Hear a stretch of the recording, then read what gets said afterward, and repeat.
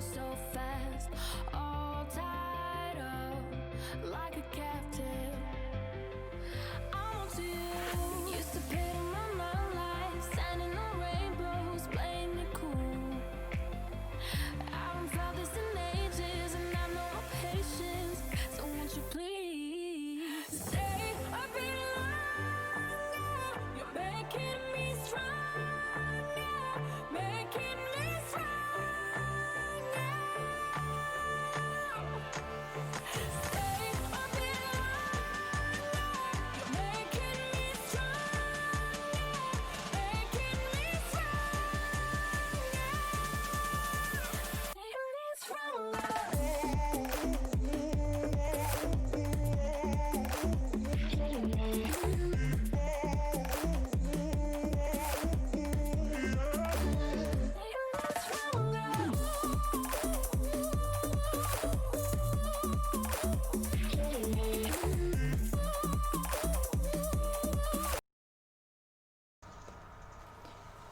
Well, hello there.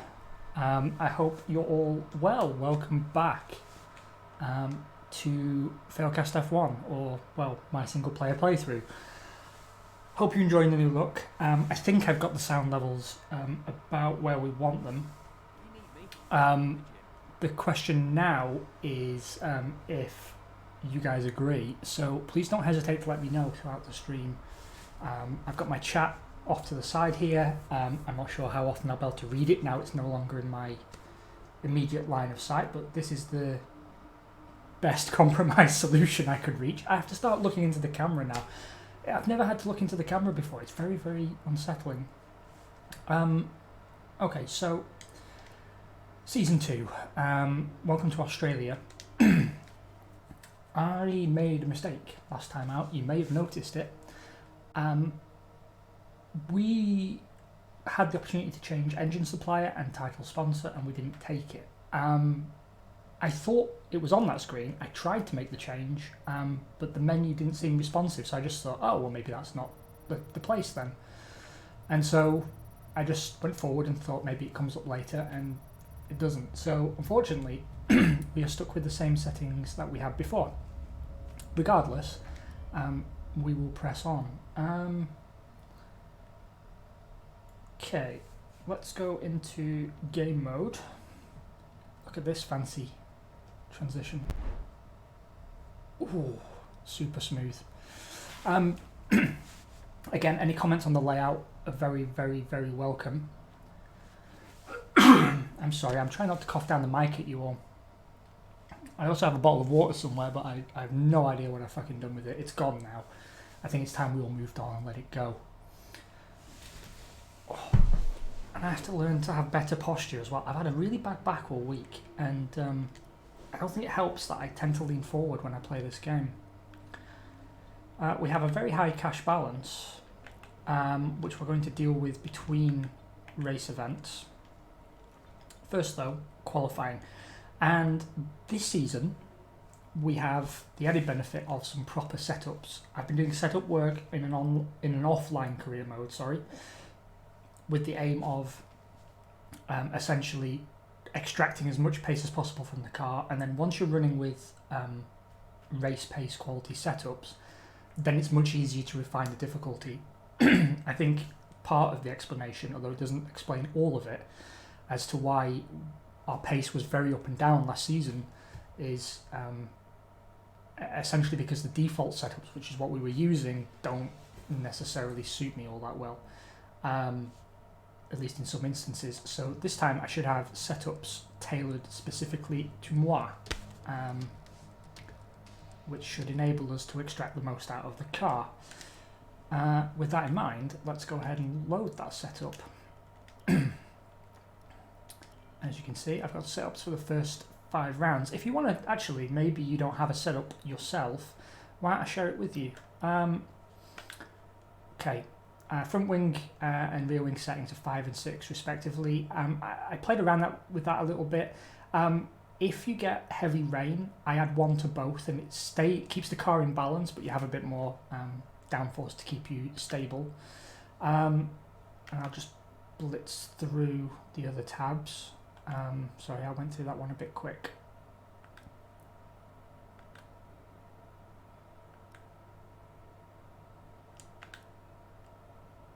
Okay, there you go. Please feel free to steal that, pause the stream, pause the replay, and just nick it. It's okay. I forgive you. Okay.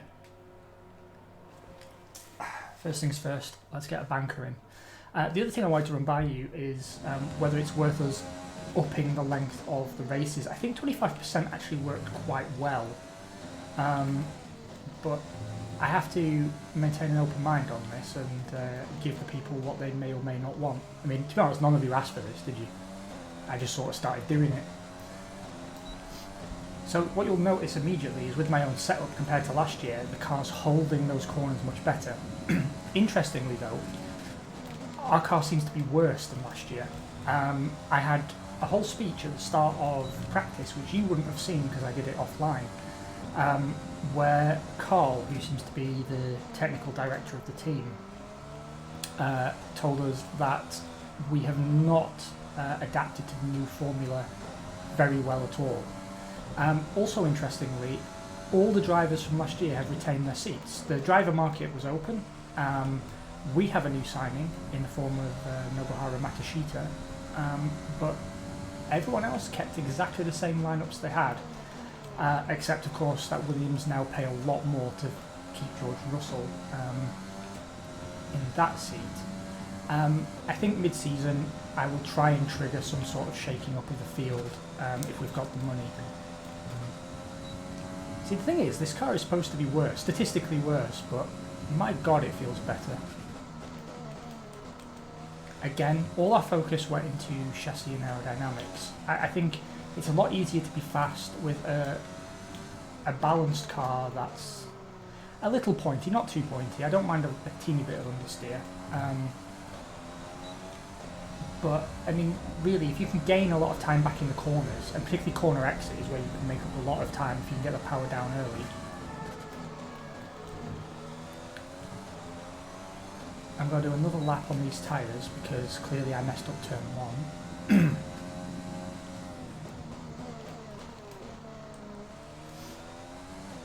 I am curious though to see how everyone else has adapted to the new rules. Just because the drivers haven't changed teams doesn't mean the running order of the cars hasn't changed.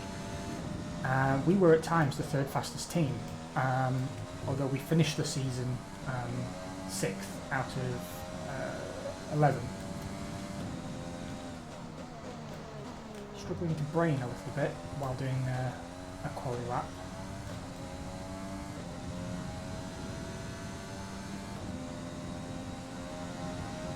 I'll tell you what I'm enjoying as well about this new streaming setup. I have all the real estate of the big TV screen. I don't have to lean in to a tiny window next to chat, so it's actually a lot easier for me to drive. I've turned on subtitles, you may have noticed, just because I wasn't sure about the sound balance levels, and some people find Jeff hard to understand anyway. That's a big improvement in lap time. Where does that put us? Still 12th and last. I have turned the difficulty up. Return to garage. But, you know, I don't mind being slow and off the pace on a higher difficulty level at the start of a new season, because that means that we'll at least be consistent. So currently we are between the Williams of Latifi and George Russell. Nobuharu Matsushita out-qualifying us so far, P17, an excellent run from him.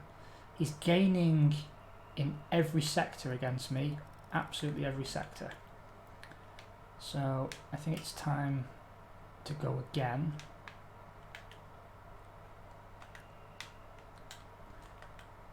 Here's something that's very annoying. Sometimes the cursor goes away and it won't let me change tyres. I think it's a known bug, but it's still in here.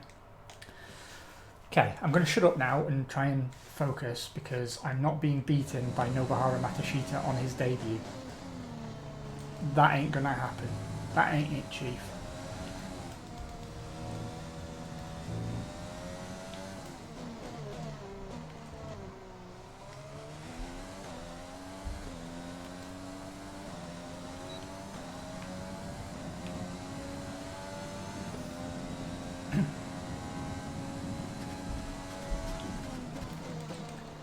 we have to gain in absolutely every sector. And not just a small gain either.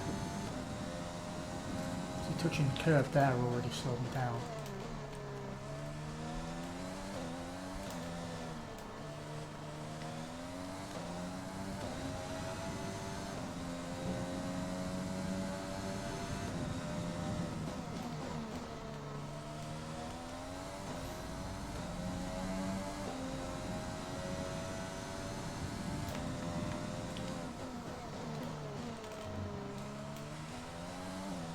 That was a bit smoother, but it doesn't seem to be all that much faster.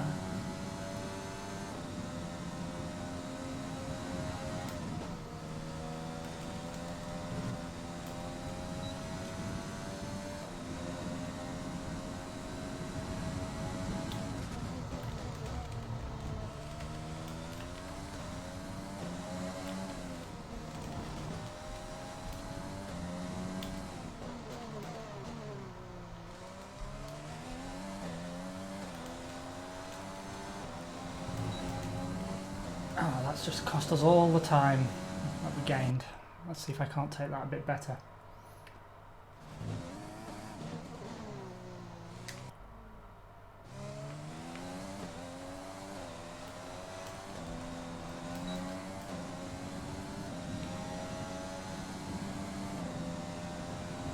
Oh, that's better. I am going to have to go again though. Norris down in 16th, that's a surprise.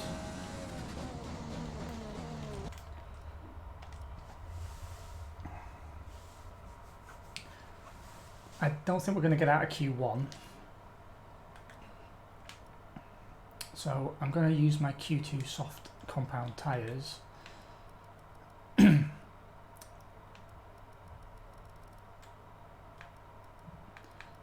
we're now 2/10 clear of Matsushita, and we're somewhere on the coattails of Lando Norris, although to be honest that is about the best pace I could have gotten. We're 17th in the speed trap, 300. Matsushita's going to go faster, so I have to go out again to make sure that we out-qualify him. Which arsehole is this? He's going to ruin my lap.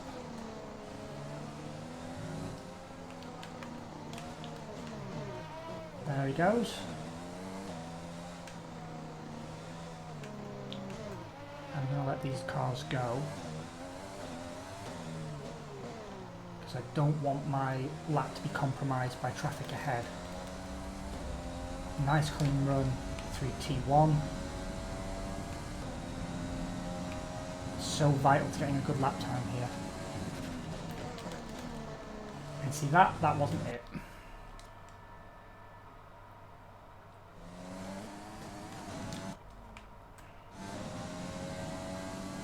It's going to be a lot more intense this playthrough now because I've really cranked the difficulty.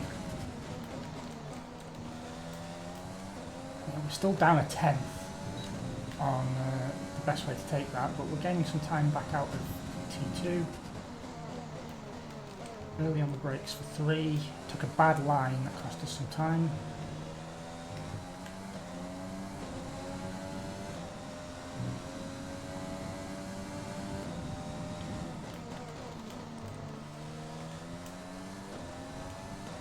Gotta stop touching the curbs. Even grazing the curbs just wipes away a 10th.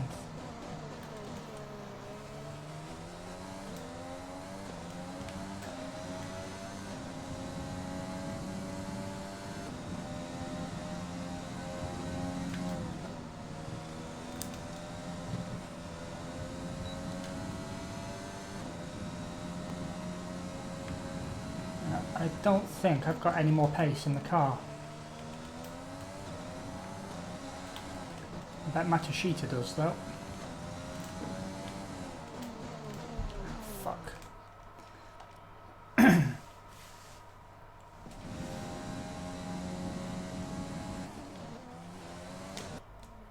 try that again.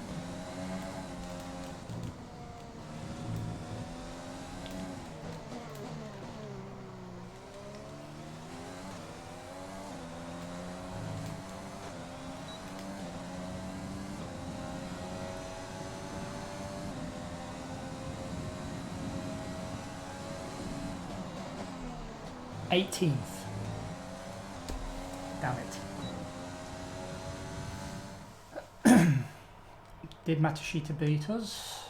That's the question. No, he didn't, but Giovinazzi improved at the last minute.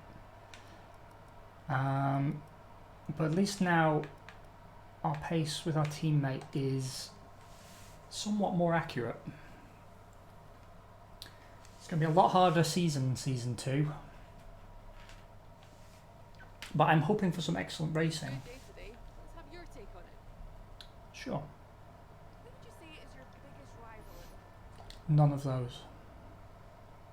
Your qualifying pace didn't put you at the front of the grid. Will this be a problem tomorrow?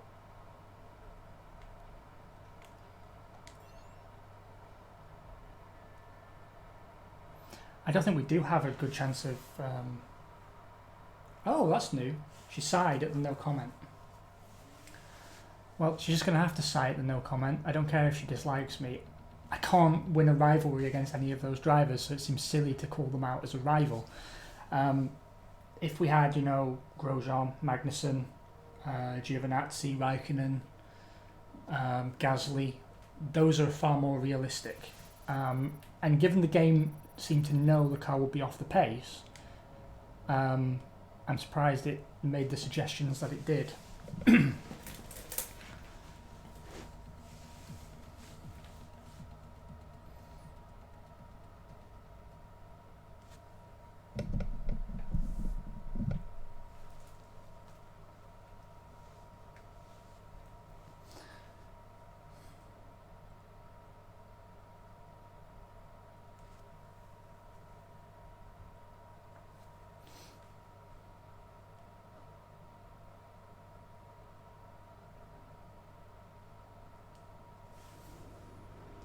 Tough luck there. It's not quite where we'd want to be on the grid, but chin up, it's not the end of the world.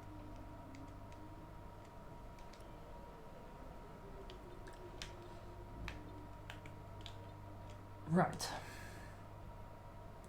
R&D. If it were me, this is probably what I'd invest in. Yeah, straight away. We need to improve this car. That much we know. Off we go then.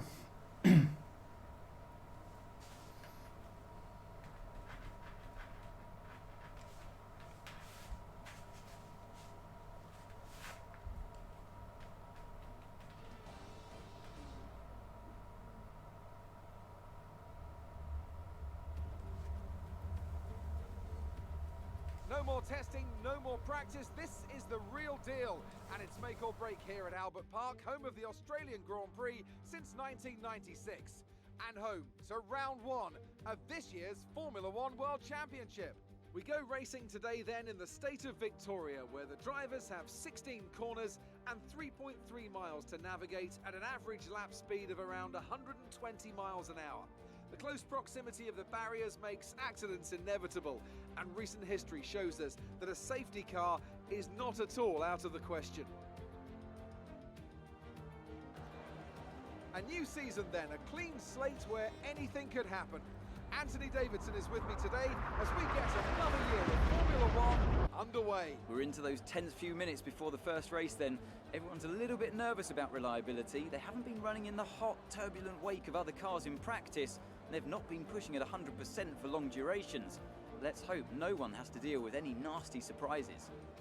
It's time to see how our drivers are stacking up after yesterday's exciting qualifying session. An immense lap from Lewis Hamilton yesterday puts him on pole position, and Valtteri Bottas will line up alongside. As we continue through the rest of the grid today, we have Leclerc, Vettel, Alexander Albon, and Verstappen, Ocon, Perez, Ricciardo, and Daniel Kvyat, Stroll, Sainz, Lando Norris, and Gasly, Raikkonen, Grosjean, Antonio Giovinazzi, and Williams, Magnussen, Matsushita, Russell, and Nicholas Latifi. It's almost time for the lights to go out, so let's head down to the track and get this Grand Prix underway.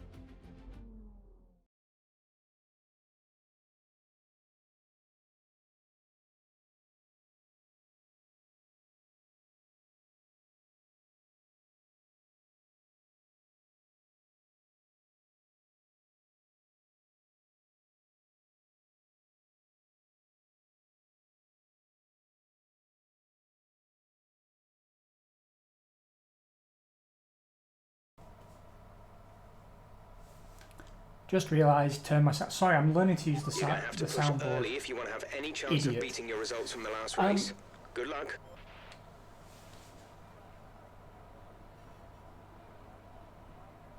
And did I just turn off the game sound and leave the microphone on? I think I did, didn't I? What a fucking idiot. Right, I've played around with the sound levels a little bit. Let's see how that works out. Anyway, no more whinging. Let's see what we can do. The good thing about running this counter strategy as well is it means we avoid the risk of double boxing with Nobuhara. Oh, I did an extra stint there, just for a laugh. Why not?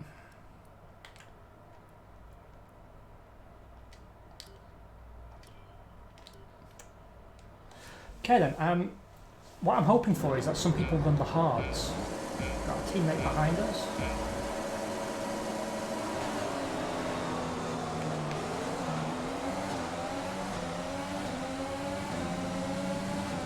Wow, there's just no way through here. Have to run wide there to keep it clean.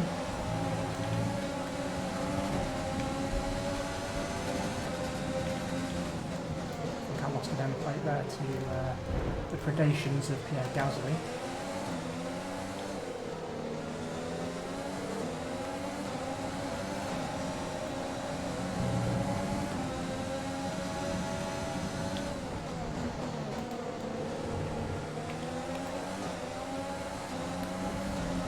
Great first lap. Keep it up. Okay. It's all going to be about battery deployment. Making sure that I stay on the tail end of Stroll and Sainz here. Sainz had a terrible start. He's dropped right back.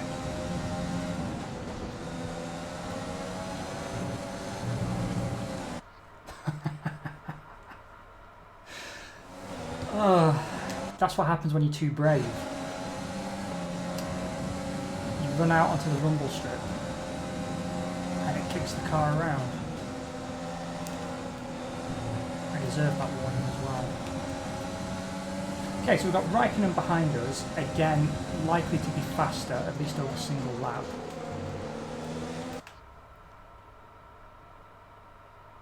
Oh, yes. Hello, mate. Sorry, it's gonna take some getting used to. Watch this. You're gonna enjoy this. Watch this. Okay, you ready? You ready? Boosh. Hello, mate. I hope you're well. Yeah, it's today's for testing. This is obviously the layout for my streams, and then we've got a new one for the Failcast. It's exciting. Problem is now, chat is like tiny on my phone, and I've got like a thing holding it just off to my side here. I'm still trying to get used to looking into the camera. I've got like some professional lighting illuminating my face. But to give you the rundown really quick, Season 2, obviously, first Grand Prix, we qualified P18, 2 places ahead of Nobuhara Matsushita. We're really, really close on pace, and prior to starting in practice, Carl came and spoke to us and said, we've got it wrong with the rule change, which I've never seen in previous games.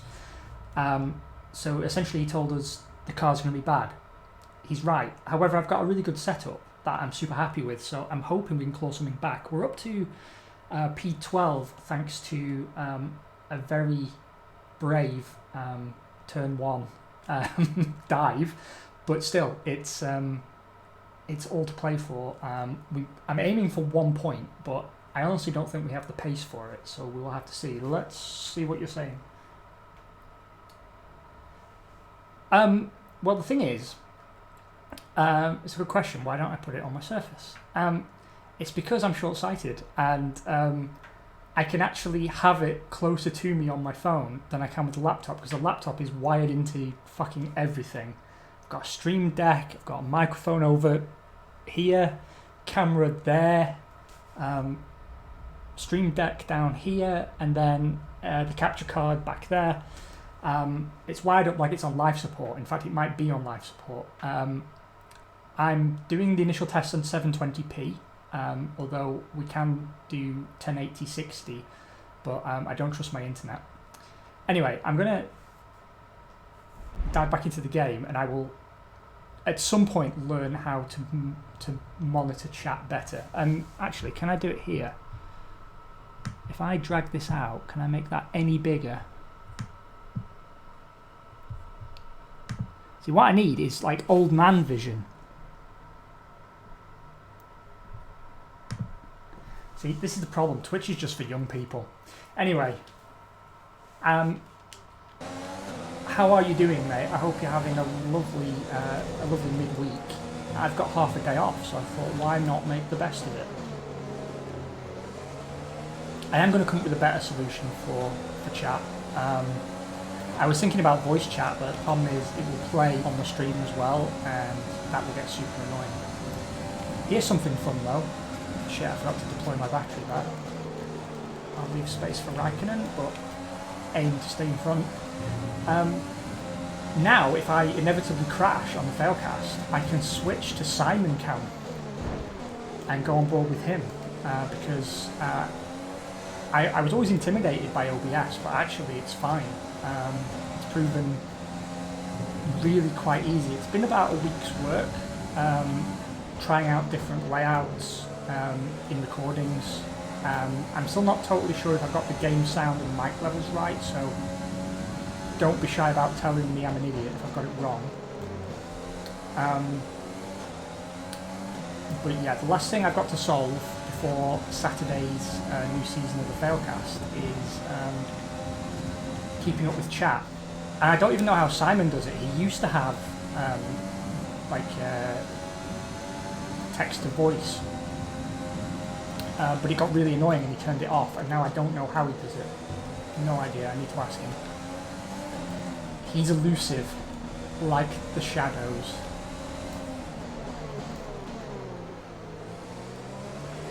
Do you know what? I've got a tablet. Maybe I could like put the tablet underneath the TV, right, and then turn on like the screen resolution that only disabled and elderly people use, and maybe then I can do chat at sufficient distance from the camera. The next step will be moving my little streaming setup into a different room, where I can tastefully decorate. I do have the space cleared. It's just the PlayStation's used for everything in this house. That's like all the streaming services as well. And if I Shanghai it into another room, then TV suddenly gets very fucking boring. Let's have a look here. Exactly. You can't complain. You're not allowed. Our sponsors, our title sponsor would definitely disallow it. I still want to kick off the car, but I missed the opportunity because I'm a fucking fool.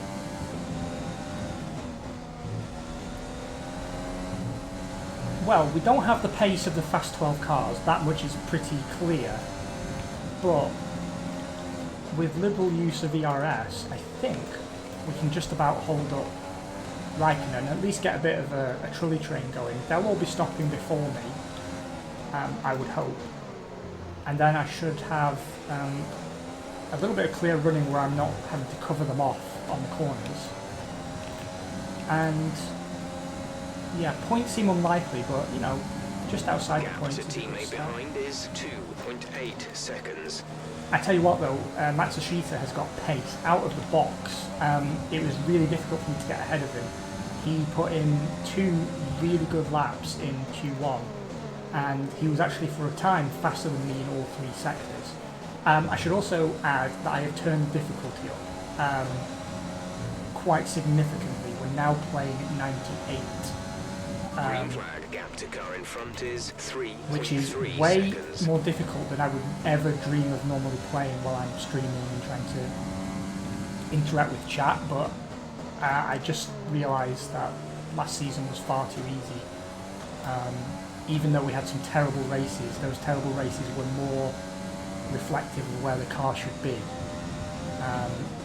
And now I'm quite happy, like struggling to get to the top of the standings in Q1, fighting with the Haas's and Alfa Romeos, like that's where we should be, and then it makes sense, you know, the multiple seasons, the working on the car, It makes the practice programs important again, even though they're still boring.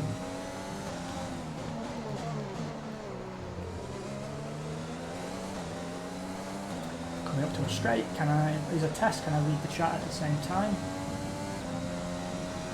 I'm not getting a Google Glass, mate, no. I've heard about people like that. Do you know, it's funny, isn't it, when a company composed of largely very, very smart people just make such an obvious blunder. It's like the spectacles, do you remember those that Snapchat released? And it's these really garish plastic sunglasses with a camera built in. And they were convinced it was going to be this huge success and that they got right what Google Glass had got wrong. When what they didn't realise was what people took exception to, apart from being ignored over dinner, was people walking around with a camera sellotaped to their face. And honestly, I'm not sure we'll ever get past that, and I think that's a good thing. I don't think I really want to be in a world where we're all filming each other all the time, although that's kind of where we're at. It's just the unspoken rules of social etiquette say you have to hold your phone in someone's face to make it clear you're filming them, rather than having a camera sellotaped to your mush. Right. I don't mean to be rude, but please pit, you Finnish bastard. What's going on up here? What is this? There's a huge train ahead of us, held up by one of the Ferraris. We're approaching the pit window. Yeah, that's true. I mean, in a way, it's kind of a good thing because it removes a lot of conjecture from certain things. Because chances are, if someone's filming you, you're in some kind of disagreement or altercation, right? And I suppose to some extent it keeps everyone safe because you'd be very stupid to film an altercation and then, you know, headbutt a guy. You bastard. All you did was cost me time there.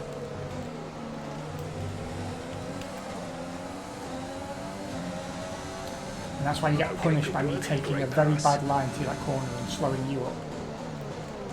Who is it that's going so slow? It seems the Ferrari has some kind of issue because he's lost 3 places. And look how far ahead that Renault's gone now.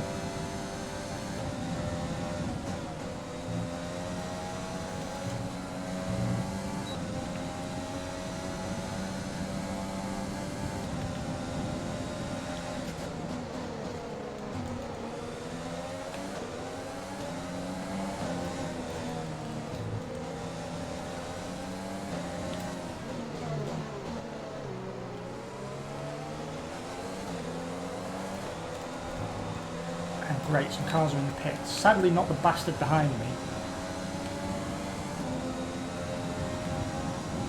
Yeah, that's true, context doesn't matter anymore, I forgot about that. Apologies to our Chinese sponsors. Yeah, to be honest, I decided to make a change recently. Not to be complicit in all the madness or anything, but I've just stopped watching all the political content I was watching on YouTube. I just realised that all it was doing was stressing me out and making me tense, and I was getting angry at how stupid the world is. And then I realised, really, all I have to do is just go out and vote. And as long as the majority of people who don't live their lives on Twitter go out and vote, then nothing too insane should happen for very long. I mean, even this defund the police thing is losing traction now because people have seen what happens when you do, as if, you know, as if there was any fucking doubt. Stop running side by side because I can get past you. See how clean I was there? Buttery smooth. Put you in 5th, P5. In this lap, push now. Wow, Bottas got legs. He pulled out a hell of a gap in those 8 laps.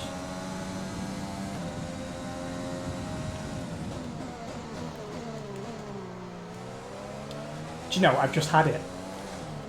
I've just had the idea.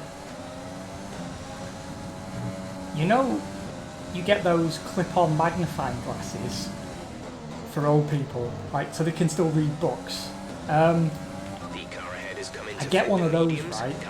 Mount it to my tripod that holds my phone, and then have it magnify hugely the chat. It'd be like my own teleprompter. It'd be like I'm on proper TV and not just pretending. What a world we live in. Tell you what though, I really thought that streaming by capture card will make my life a lot easier, and admittedly the stream should be of much higher quality, increasingly so as I get to grips with it. I have to, like, every time I boot up the PlayStation, I have to go into a bunch of settings and change them, because if I don't, then I can't capture. And then if the settings are set so I can capture, then I can't watch, like, Amazon or Netflix or anything. That's even better. You're a fucking genius. Genius.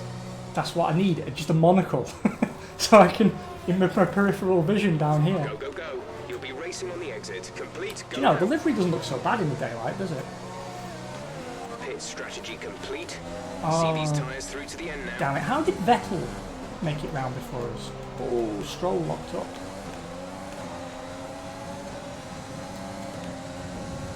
Okay. Vettel's gone for the hard tyres. I still don't understand why the AI go for hard tyres on short races like this. It just costs them pace. And yeah, look, he's still going slow. So whatever technical issue he's got hasn't been resolved in the pits. I'm going to have to overtake Lance Stroll twice in one stream. It's a little embarrassing for both of us, really.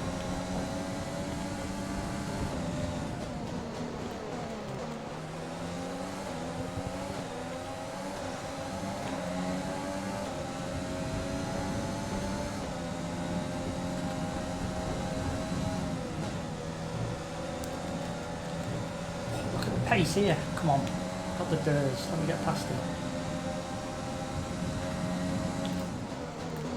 No, it wasn't to be. It's getting the drag.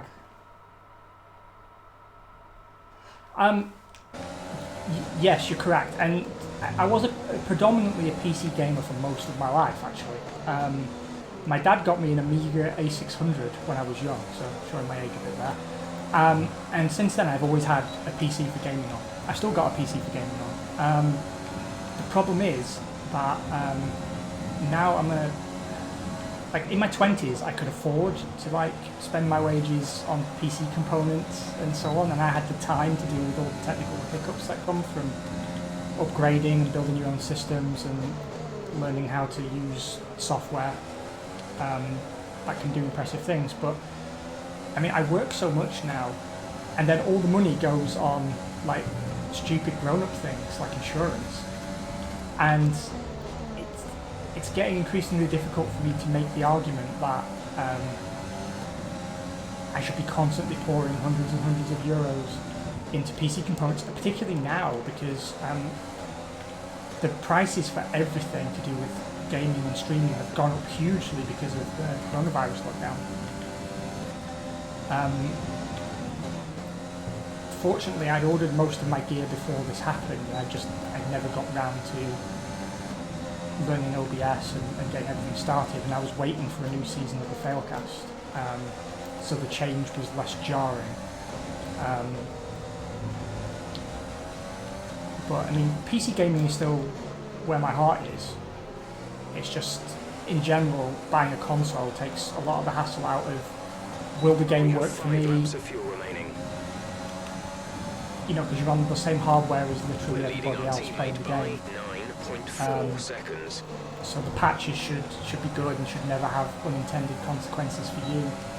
Although that being said, I have heard of PlayStation patches bricking consoles in the past. Right, this is getting annoying now, Lance Stroll. I think it's demeaning both of us.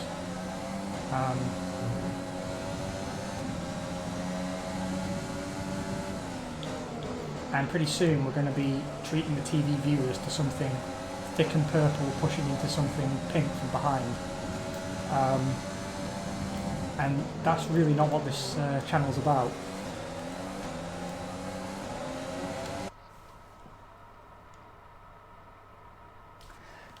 Do you know, I read that in Autosport last night, and it still doesn't make sense to me, but then apparently there's a get-out clause for Aston Martin on Checo's contract. So they can let him go, but I mean, it just seems really stupid to me, given the race he had last time out, in particular. Would they really want him that badly? Honestly, at the moment, I'd take Checo over Vettel. But maybe they think he... I don't know, it's all very weird, because also Checo's manager is like a long-time friend of Lawrence Stroll. So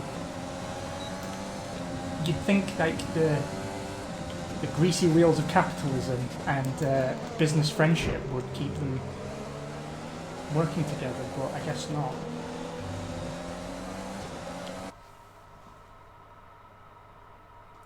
Well, they've already said they're not booting Lance. There's 3 laps of fuel remaining. The only version of this story that made sense to me was the version where Lawrence Stroll reinvests in Williams and sends Lance there. But even that seemed far-fetched, because like I said on the last stream, it would be an awkward Christmas dinner, wouldn't it?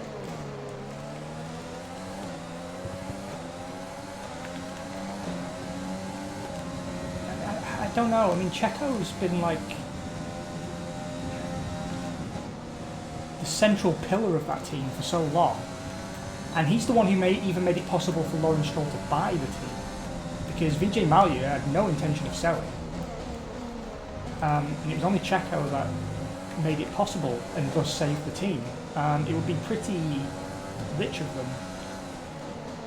Like everyone in that team, management down to the commercial department, like everybody who's got a hand in this decision, need to have a good hard long look at themselves if this is how they decide to reward a driver who's done all that plus has been delivering on the track lately.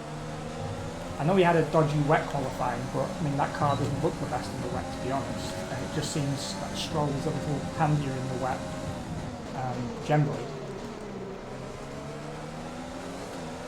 Plus, you know, the formula right now suits Checo because he's so good on his tyres.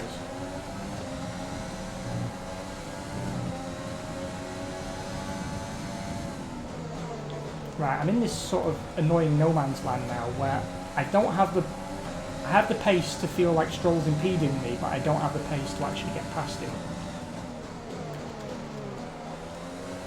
And I don't know what to do about it. If this was a longer race, I'd actually pit, believe it or not.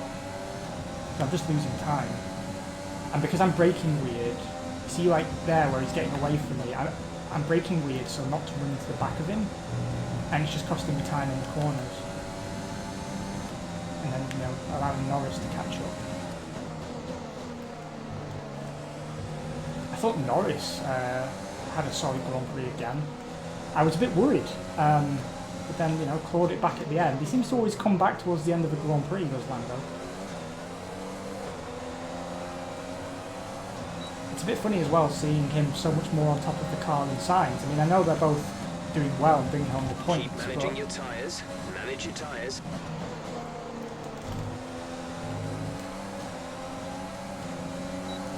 Let's have a wee chatteroo.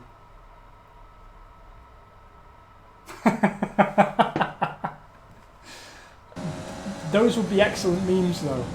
Those would be excellent memes. I want those memes.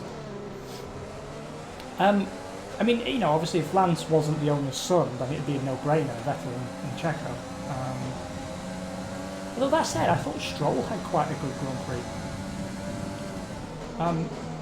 You know, he's doing all right. There's only Holding his 1 lap own. of fuel remaining. It's not like he's the obvious weak link that's causing the team to fail to meet its goals or anything. He's just not as well established as Checo and not as fast in dry running, it seems. The wet qualifying actually had me questioning all our assumptions about that car, but clearly in the dry you could see its true potential. I don't know why it was so unstable in the wet. I don't know if it's solely down to driver preference. Maybe there's some nasty characteristics in the car. Maybe the photocopier made an error while scanning all the drawings from Mercedes. I'd be interested to see the result though of this this challenge from Renault, because previously the design had been cleared and then suddenly it's not cleared anymore and it's being investigated. And apparently it's down to the brake ducts. They're going to get them on the brake ducts. Because apparently the brake ducts look identical to the Mercedes. And I've seen a picture and they kind of do, but I mean, it's just brake ducts. It's just brake ducts. Like, why be bothered about that but not the rest of the car being pretty much an exact duplicate? Do you know, I can see points right in front of me and everyone's going so slowly and I just can't get past the bastards.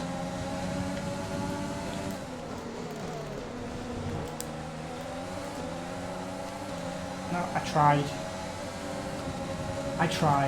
P13's the best we can do. Do I have any extra fuel? Not much. Well, at least I fueled the car right for once. That was a problem last season.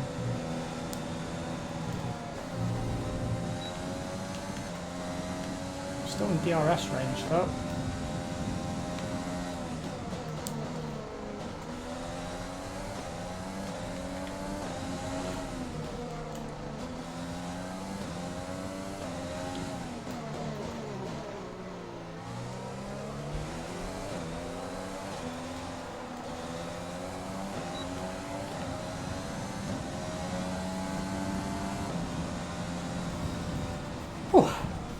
Well, all things considered, given where I thought we were going to end that race, that's actually turned out okay.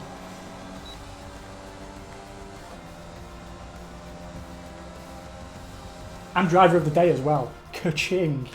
Yeah, I agree. He's a solid pay driver, isn't he? I try not to be too harsh on Lance because he does have a pedigree in junior formulae. So it's kind of good to see him get a car that he can do something with. I don't want to judge him just off the Styrian Grand Prix, really. I'd like to see a few more rounds to see where he truly is. By the way, mate, are the mic and game sound levels alright for you? I did a stream earlier and played it back to myself, and I've since turned down the game volume, but obviously I don't want to turn it down so low that something important gets missed. After an excellent performance at the Grand Prix, I'm sure there'll be plenty of celebrations tonight amongst the Mercedes team. Leclerc makes it on the podium. Good boy.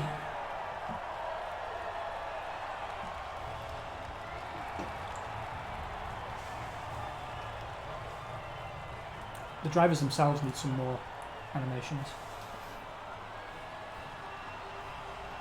Let me give that a cheeky bump for you then, mate. We'll try that, see if that's any better. I also have a pop guard now. I keep looking down here like the camera's down here. I have a pop guard now as well, so hopefully it's picking up less. I mean, it's still picking up some weird sounds, but hopefully it's picking up less. We just unlocked some more pretend currency, which I was right about, by the way. You can buy it in the store. So it's not exactly pay to win. Who do you pick? I have to give it to Williams. There was a lot going on. Wow, Matsushita loses 2 places over the course of the Grand Prix. Finishes dead last.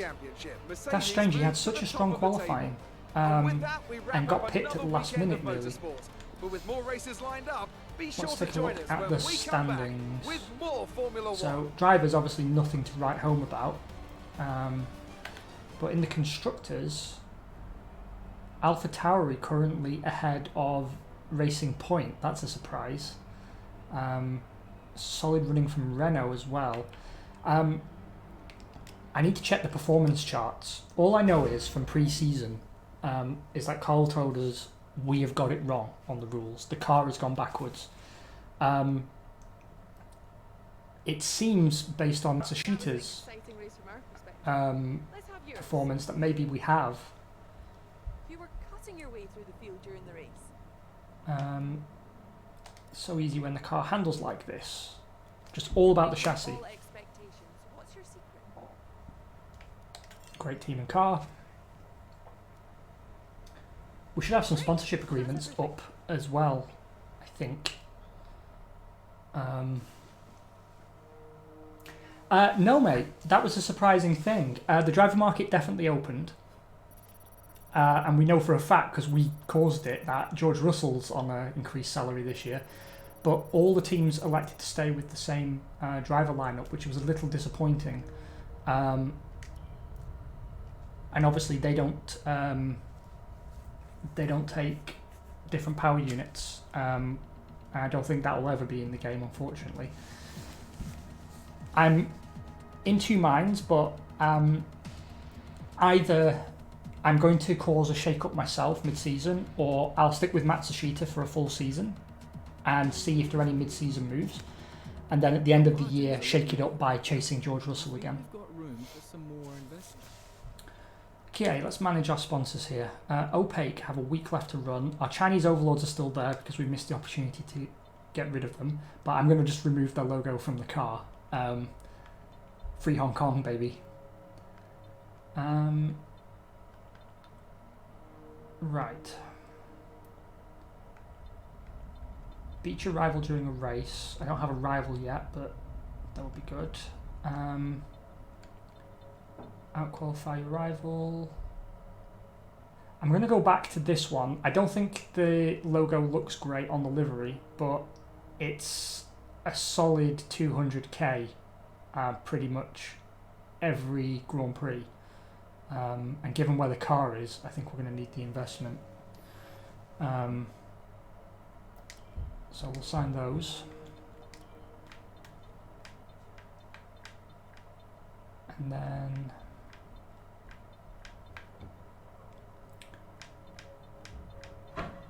qualifying P15 or better.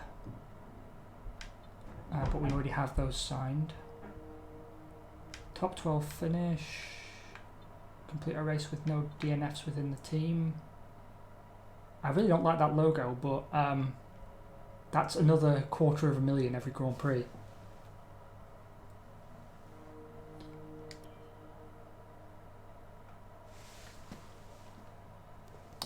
Go on, lay it on me.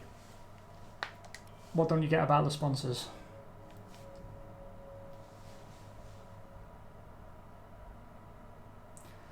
Yeah, I asked the same question, mate. I mean, I like having the fake sponsors as well, just so you've got some choice. But yeah, I completely agree. It doesn't make a whole lot of sense to me as to why we can't use DHL, Pirelli, Aramco, Amazon Web Services. At least have them in the mix, you know.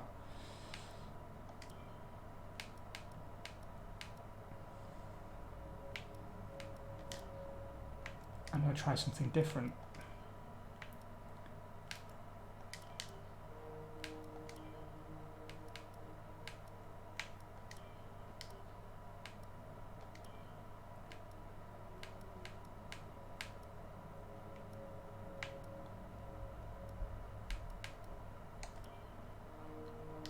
And it, you know, it would be nice to have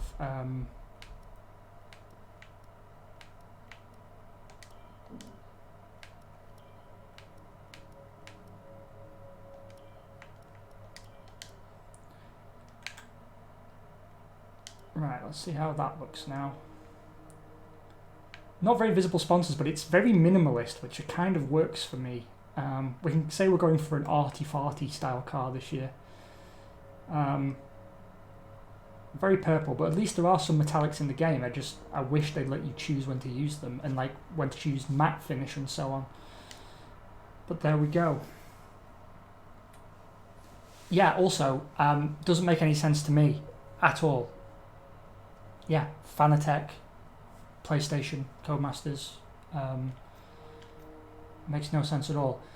15 million in the bank. I'm going to save some money to get our hands on George Russell, but we're going to upgrade our chassis department.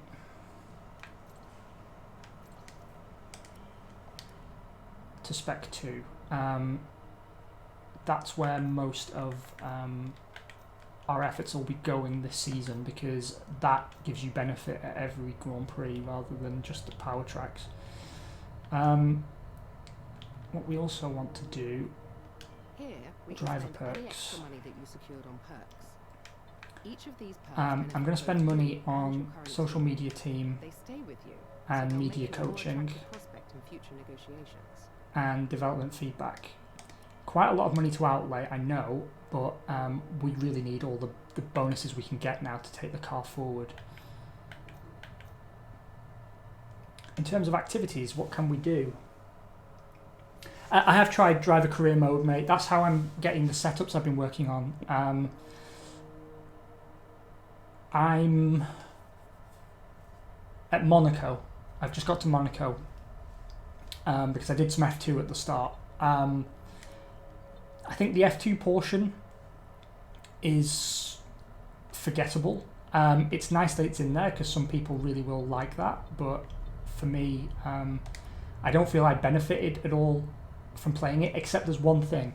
You join a driver development program, optionally of course. So say you're a McLaren young driver, if you then, when you go to F1, sign with McLaren, then you get a bonus to your acclaim that helps your marketability and unlocks bonuses and so on. Same for Red Bull driver development and so on. But the contract negotiations we saw with George Russell, you're in that but from the other side, so teams make offers to you. But I'm not at a point yet where I'm getting contract offers or anything. I'm just partway into my first season in F1 with AlphaTauri. I am thinking of doing a driver series with Williams. I'm just aware of flooding too much content out, and my team seemed to be doing quite well. I mean, Twitch was kind of neglected for me. I just put out a really low quality version of the Failcast stream here, just so people could go on board with a different one of us if one of us crashed. It was never the intention to like do Twitch properly, but now we've got the setup and everything. I'm going to try and stream twice a week. What I might do is keep the My Team playthrough as the main one, and then have a driver one occasionally when I get time. Maybe, you know, on non-Failcast weeks. I'll figure it out. It's hard to find the sweet spot because, you know, the wisdom used to be to grow, like you stream every day, or you have like a regular schedule, like 3 to 5 days a week. But there's so much content out there now that a lot of people are saying, well, actually, it's better to do just a few things and put effort into doing them well. So that's why the graphics on this stream are tailored to My Team. So it's got the same colour scheme as My Team, and then for the Failcast we have a different colour scheme. Yeah, I'll figure it out. Yeah, basically, yeah. If you sign with... The thing is, it's a bit imbalanced, really, the F2 element, because if you sign with McLaren or Renault, then there's only one team that you get the bonus at. Red Bull, there's 2, but for Mercedes and Ferrari, there's 3 teams, potentially, that you get that bonus from. So if you're a power gamer, then it only makes sense to be a Mercedes or a Ferrari Junior. The downside is that the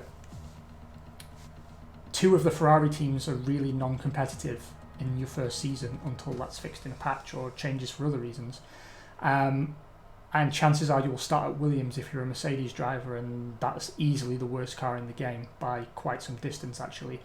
I had a dabble with it and found the car very, very frustrating. It's super understeery, very hard to be fast with. I probably could have dialed it out with setup, but instead I just started over, did a short F2 season with Trident, and then moved from Trident to AlphaTauri.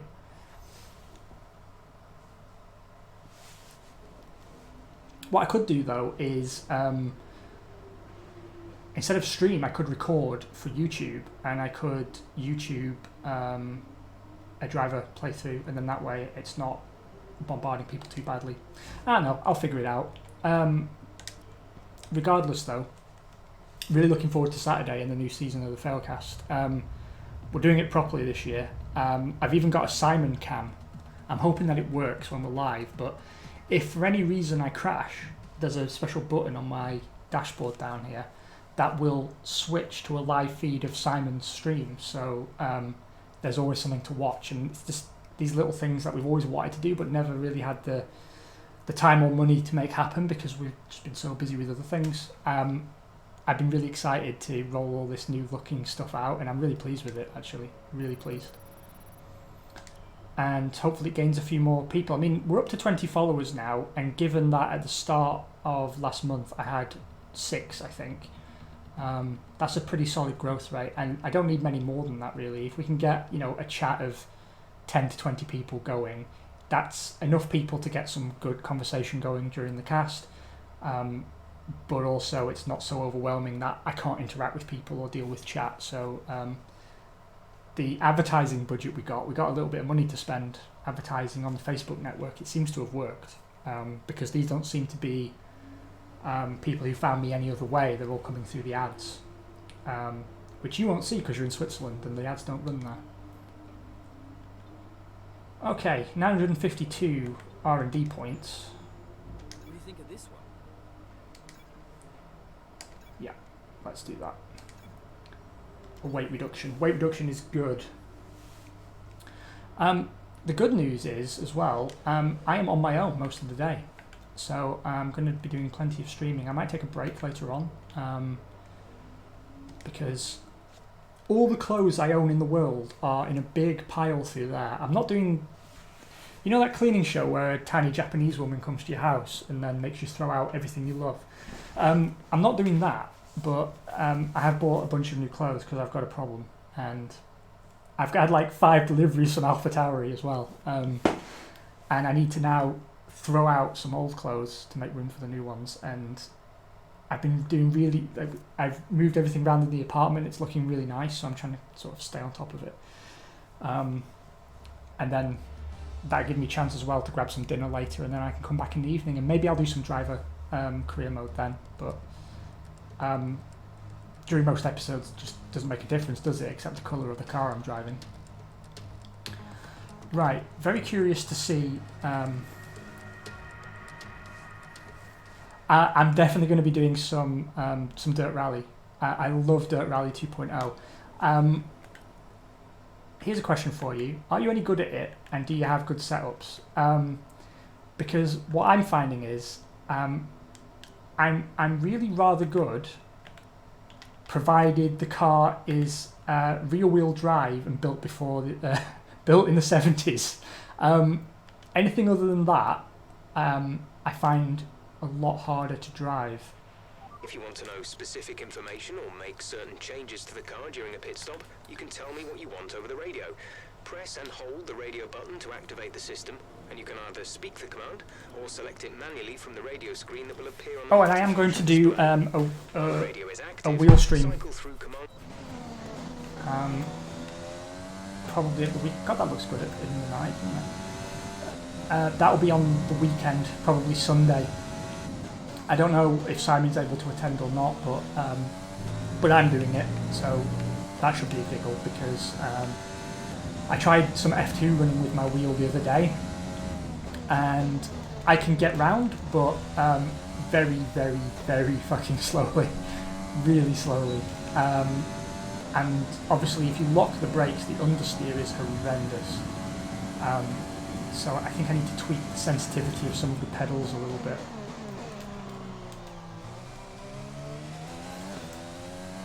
Because sort of midway through, particularly throttle travel, like gently, and then I reach a certain point and it's like it floors it, even though it's not flooring it, and the rear wheels light up.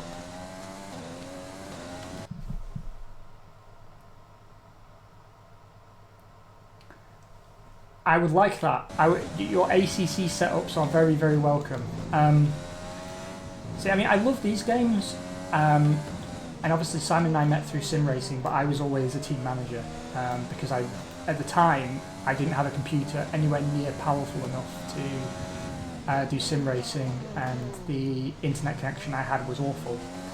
But now I'm older, and without being vulgar, wealthier, I have solid internet by German standards, so it's piss poor compared to the rest of Europe. I wouldn't mind getting into a proper sim, and I've got the wheel, I've got all the bits, I just haven't put the time into it yet. And I think it would be very, very rewarding for me to really get into something like Assetto Corsa. I love the Project Cars games as well, but I don't know, there's something about it that stopped me getting truly absorbed by it. The first version of Assetto Corsa didn't necessarily have that problem for me. I could quite happily sit down and play that, but at the time I was playing it again on a really crappy PC, so I wasn't getting the best experience exactly.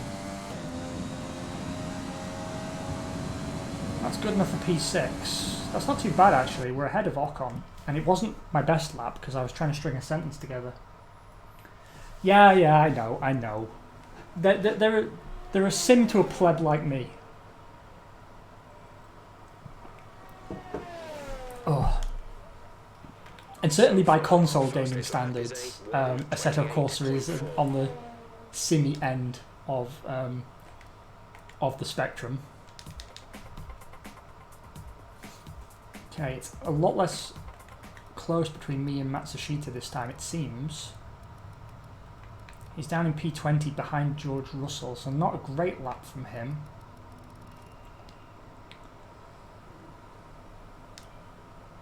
Let's jog time on a bit more. We're 7th in the speed trap, 333. It's quite a good speed trap score actually. I didn't expect it to be on that sort of level, given that we've got the weakest Honda power unit at the moment.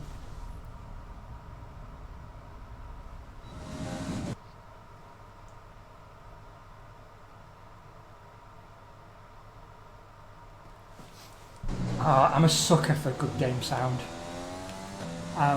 That's why I've really appreciated in this game that they've re-recorded the F1 engine sounds. I'm sure someone somewhere could do an even better job, but like this Honda unit, I like the sound of it. It's my favourite out of all of them actually.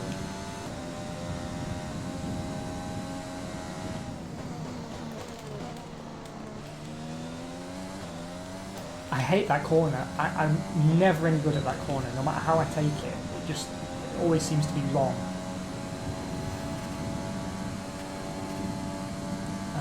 I'm going into serious qualifying face mode for a second. So apologies.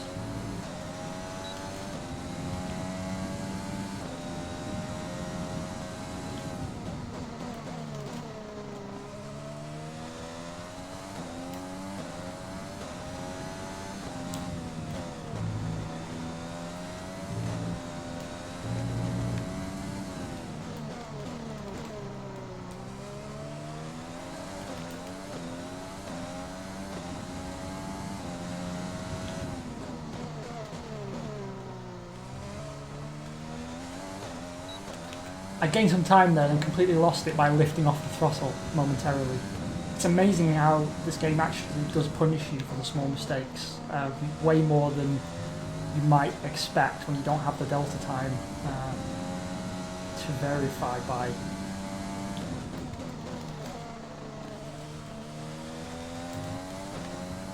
See, I lost time there as well, because if I'd kept the power on I would have run onto the curb and lost even more time. Yeah, I knew I was going to end up slower. Okay, let's try again.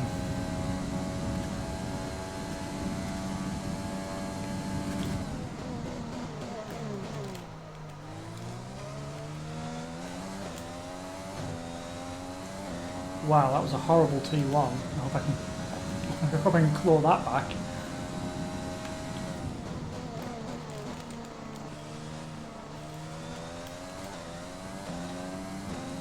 I think it's because I'm having to feather the throttle quite a lot to hold the line. That's part of the problem.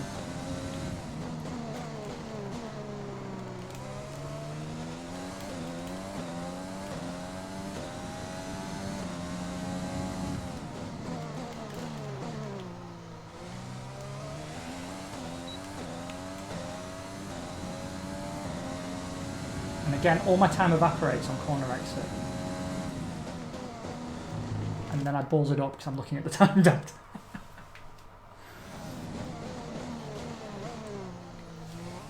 Hold on, what, there's new DLC. I have to say Maserati is a car maker for whom I have a huge amount of affection. I did like the idea a few years back that was floated of Haas being like the flag carrier for Maserati, but obviously it never happened. Instead they got Rich Energy, so obviously we know who wins there. Yeah, touch the curbs and now all my time gets taken away as punishment.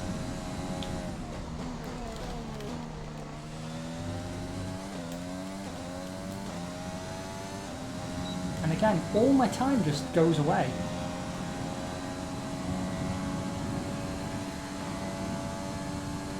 It's enough to get out of Q1, but I'm super not happy. I don't blame the engine actually, because I have this problem in every version of this game at this track, no matter which car I'm in. Coming out of that final corner and doing something wrong because I lose time every time.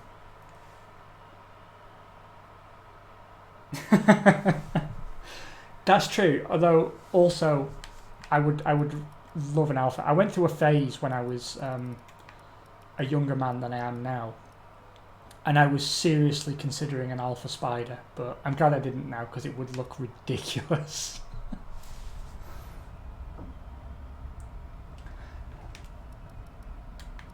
Also true. So apparently Daniel Kvyat fastest in Q1. Out in Q1 though, both the Williams, both the Haas's, Nobuharu Matsushita in P18 again, and Antonio Giovinazzi P17.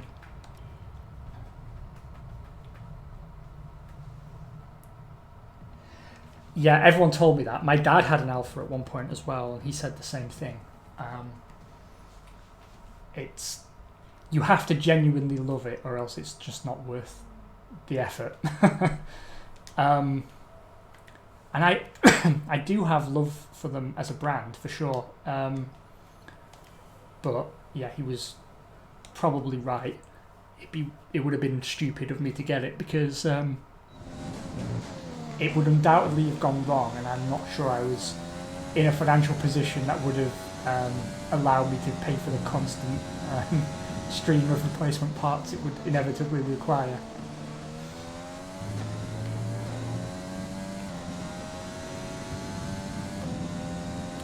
And to be honest, that reputation's obviously preceding them because Alpha had a really horrible year last year. Really horrible year.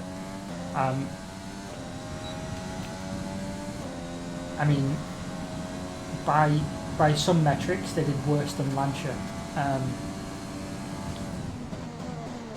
which normally I would call Lancia, but I work with Italian people and they told me that Lancia is the incorrect pronunciation and it's actually Lancia.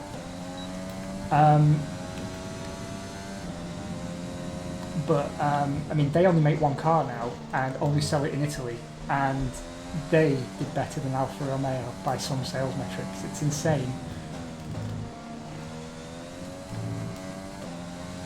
And it's not like the cars are terrible. They have that reputation, I think, and also maybe they're in a weird place in the market, to be honest, because a lot of their direct competitors are a bit more. They're a bit less for the driving enthusiast, I think, but they're better built. I was trying to think of a diplomatic way of saying it, but there just wasn't one.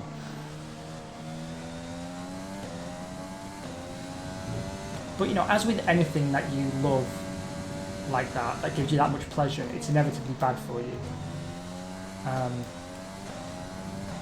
You know, most of the time you have to eat the salad, but occasionally you're allowed the burger, and you know, that's what an Alfa Romeo is to me, in my mind. It's the burger. It's the thing you shouldn't have, but you want really badly. And oh wow, the medium tyre does not have much pace here. Yeah, the thing is, they don't seem to care about fixing it either, do they? I mean, it's not like this is a new reputation they've developed. They've had this throughout my entire life. That's been the known reality of owning an Alfa. And they spend so much time still on the styling and the engine, and they never really pay any attention at all to resolving that build quality issue. I'm not going to go again. I'm just going to start from P16. I think that's totally fine. What I need to do is just grab myself a fresh drink. So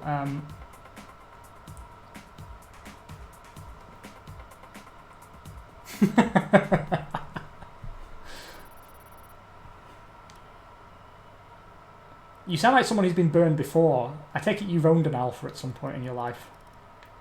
It definitely sounds like you've owned an Alfa.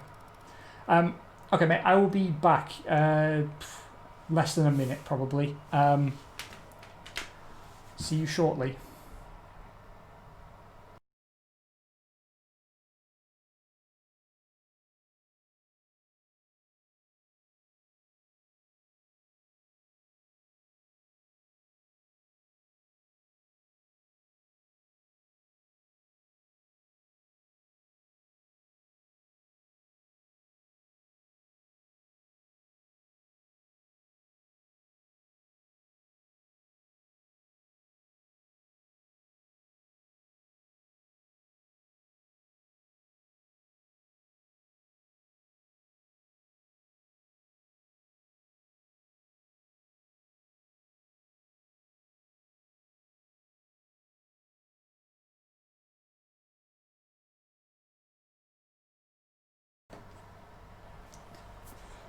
Hello. It's nice having that. Now, you know, people don't have to just look at an empty chair. Check out what I've got. Don't know if you can see this. That, Red Bull water. Who even knew they made water? But they do, and it's quite good. But it's weird hippie water. They only bottle it when the moon is full, apparently. I don't know if that makes it better, or just, you know, pisses them about, but it is good water though. And I'm trying to be less fat, and cutting out the sugary beverages is a step towards that. Yes, mate, Red Bull water. The thing is, whenever anything's got those two bulls on it, people just assume it's full of like crazy shit. Like when I started drinking Red Bull Cola, which is actually my favourite cola, people was like, oh, that must be horrible, because they thought it was Red Bull mixed with cola. And I said, well, no, it's just cola. And said, oh, it would be horrible for you then. But it's actually better for you than Coca-Cola. It's made with natural ingredients. It's like naturally brewed cola. But they've got this reputation for just loony juice that stops people taking them seriously. Oh, I can already feel the magic of the moon filling me up.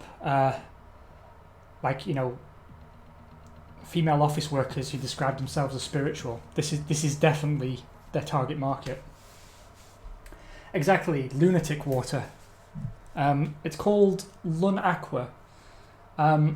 Really, you only usually find it in Austria. I haven't seen it anywhere else before, but I got this off. I did some grocery shopping online and they happened to have some, so I thought, why not treat myself? You never know, the magical powers of the moon may make me less inept. But it's perfectly pleasant. It's really not bad. Oh look, I should do this really when the loading screen's on. That way you don't just have to sit and look at a black screen, and we can be face to face for a minute. And plus also, I just like using the transitions. And I know what you're thinking as well. You're thinking, hey Zero, the transition, how come it's blue when everything else is purple? Excellent question. I got these graphics and was told all the colours are customisable. That was a lie. Just that little interstitial animation is only available in 4 colours for some reason. Don't know why. No, I wondered actually if you guys might have it. I was wondering if that was going to be an anticlimactic reveal and you're going to be like, whatever mate, I drink that every day at work.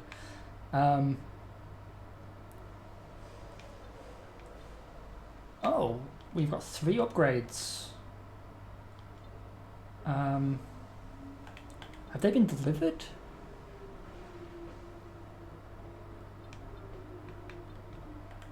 I don't know. However, we have a big upgrade package arriving early April with two major updates, one for aerodynamics, one for chassis, and then a minor for chassis as well. And then just a few days before, on the 27th, we have a powertrain update coming. I'm hoping by the end of this Grand Prix we have something else on the go as well. I've given up on durability again. I'm going to invest in durability once we've got something worth preserving.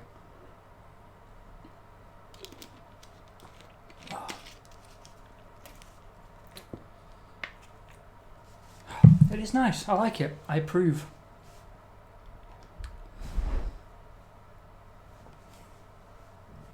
Making those animations work for me. I spent money on them, so I have to use them. The loading times in this game are fucking appalling, by the way. Really, really bad.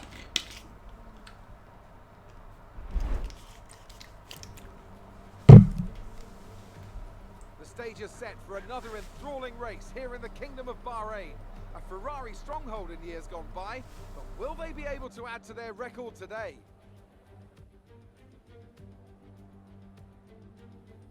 We go racing today around 3.36 miles of the magnificent Bahrain International Circuit, with 15 corners and 2 good passing opportunities into turns 1 and 4.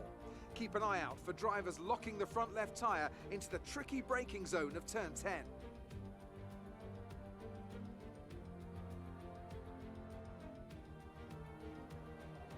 Anthony Davidson, thanks for joining me once again for the Grand Prix. Why don't we talk about Ferrari? We have a number of changes to the aerodynamic regulations this year, and the signs haven't looked good for them so far in terms of getting to grips with those changes. It doesn't look promising for them so far.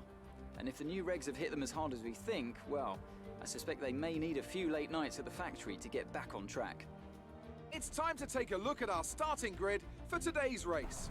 So, sorry about that. I've been trying to let Crofty do his thing because I realised I was missing out on any advancements the game had made. Daniel Ricciardo and Verstappen, Stroll, Gasly, Ocon, and Alexander Albon. Hamilton, they'll be starting further back. I'll probably stick to PlayStation. I was always an Xbox guy before, but Simon is solidly PlayStation. And we do the podcast together, so we have to be on the same platform. But I have to say, actually, I really like the PlayStation 4. Last generation, it was my aim to get the Xbox One. After the announcement, I decided it's more powerful. I like some of the functionality that they've got. I'm going to go for it. But actually, a girl I work with, or used to work with, has got an Xbox One. And after I got my PlayStation, I had a try of her Xbox, and I have to say I made the right decision, even though really Simon made the decision. He'll always be a PlayStation guy because that's where all the wacky Japanese games that he loves are located. But I've really enjoyed PlayStation, actually. It's been fine. And also, I've had no problems at all with the console, ever. It's done a few years now as well. I mean, it gets a bit noisy occasionally because it overheats, but that's because of where I've put it. Otherwise, it's actually totally fine. I'm going to start on the softs. I'm going to stick with the strategy that's recommended this time. So did I. And when I was doing F1 on the PC, I would always use the Xbox controller because for me that was the most comfortable controller ever designed. I'm talking about the one that came eventually with the 360, you know, like the one that's become the standard now. But actually, I don't mind the PlayStation so much. The only thing was when I changed over, it took a bit of time to get used to because obviously the triggers have a lot less play in them. So when you're trying to like finally control the brakes or the throttle, the PlayStation, you just have to be a lot more gentle, I suppose would be the term. Well, I mean, to be honest, all I really play is F1. Because generally I'm a strategy gamer and all those games are on PC and they don't require like a big fancy expensive PC to play unless you're doing like Total War. So like I play a lot of Crusader Kings, Hearts of Iron, Stellaris, things like that. Or, you know, the remake of Command and Conquer, and so it's been like strategy management and RTS games, and those run fine on my computer. And then the only time I ever need anything to look good is this game for streaming purposes. And yeah, that's it really. I've got some more games obviously on the PlayStation. I've been really enjoying Observation. I was thinking of streaming that at some point. If you've not heard of it, it's by Devolver Digital, and you play as the AI computer on board a space station where there's been an accident, and there's a single survivor who basically you're damaged, and so your systems don't work and the screen flickers and so on, and there's gaps in your memory because obviously you as a player can't answer the questions either, so it's a really good way of immersing you in the game. And your interactions with the crew member are sort of, she has to rely on you, but at the same time she's not entirely sure that the accident wasn't deliberately done by you, and neither are you actually. It's really, really well done. We do need to get a Hearts of Iron 4 session going. I completely agree with that. Do you know, I'm in Denmark at the start of next month, but after I get back, why don't we actually do that? Instead of just saying it, why don't we actually do it? I'll whisper you at some point and we'll set it up. I love Hearts of Iron 4. I'm fucking terrible at it. I'm quite good at Crusader Kings 2. I'm terrible at Hearts of Iron 4, so you'll kick my ass, but it will be fun. We'll have a laugh along the way. I suppose I should do some fucking racing, shouldn't I, since that's what we're here for.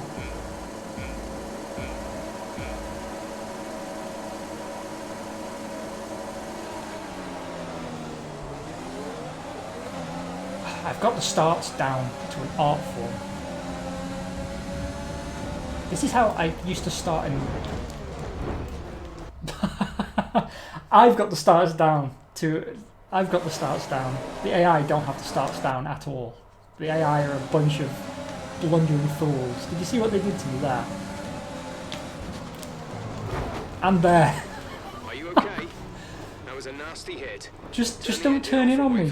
Just don't turn in on me. Like, I'm not turning in on you. Just don't turn in on me. Please. I'm going to try taking this route. Well, that went a lot more spectacularly well. Same rule applies. If it's before or at T1, it doesn't count. Who do you play as mostly, Hearts of Iron? Because what are the AI doing? What was that? Sorry, just let me make sure.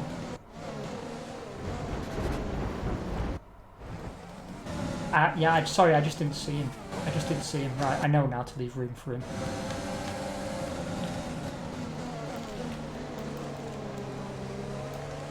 Okay, that was a bit cleaner.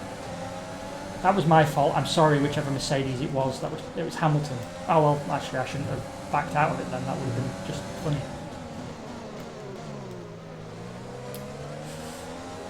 Oh.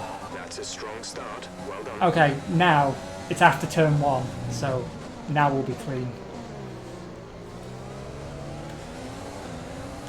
Because, I mean, I've got most of the expansion packs for Hearts of Iron 4. And I do like them, but I find it very hard to develop a winning strategy because it always feels like there's a clear weakness somewhere, and I don't like that in strategy games, even though to some extent it's always true, right? Because there's an opportunity cost to anything that you do. You can't just, be working on everything all the time. and particularly because of the countries I tend to play in Hearts of Iron, because I like the naval combat, so anyone with a coastline, basically. I agree with you, actually. Democracy is boring. And I don't think it gets very good bonuses if you're trying to win a war, to be honest. I mean, yeah, morale can be better, but it can also be worse because they need consumer goods to stay happy, and that's not really a good use of your production capacity, I don't find.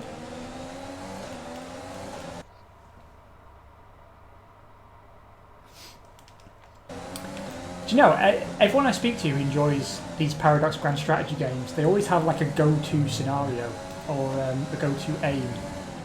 Mine always used to be the restoration of the independent kingdoms of Britain.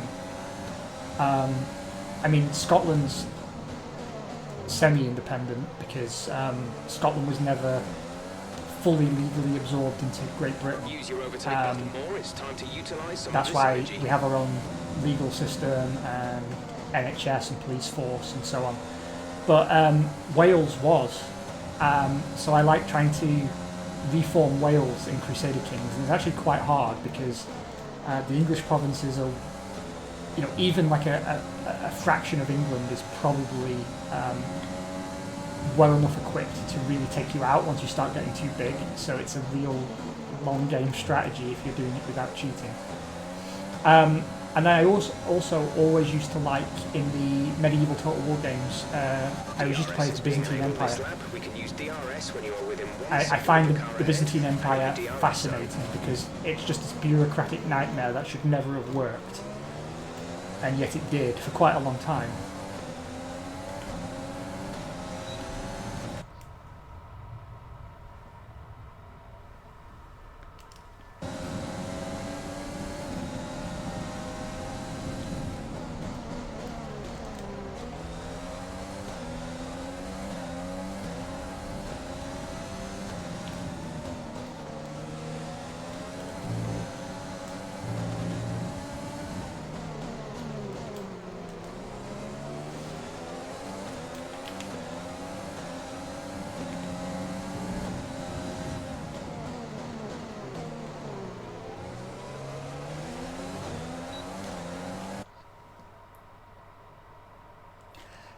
They're very good at that, actually. They are very good, and I love the insane amount of detail they put into their games because I'm very detail focused like that as well, to be honest.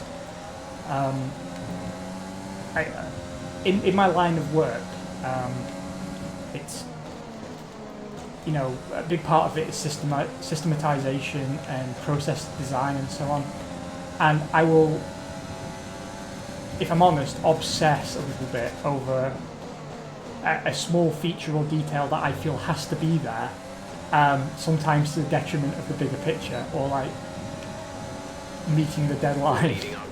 Although generally I'm not too bad for my deadlines, actually. I'm fairly punctual. Wow, there's some people either had a very bad start or started very low down, but I couldn't fight either of those guys.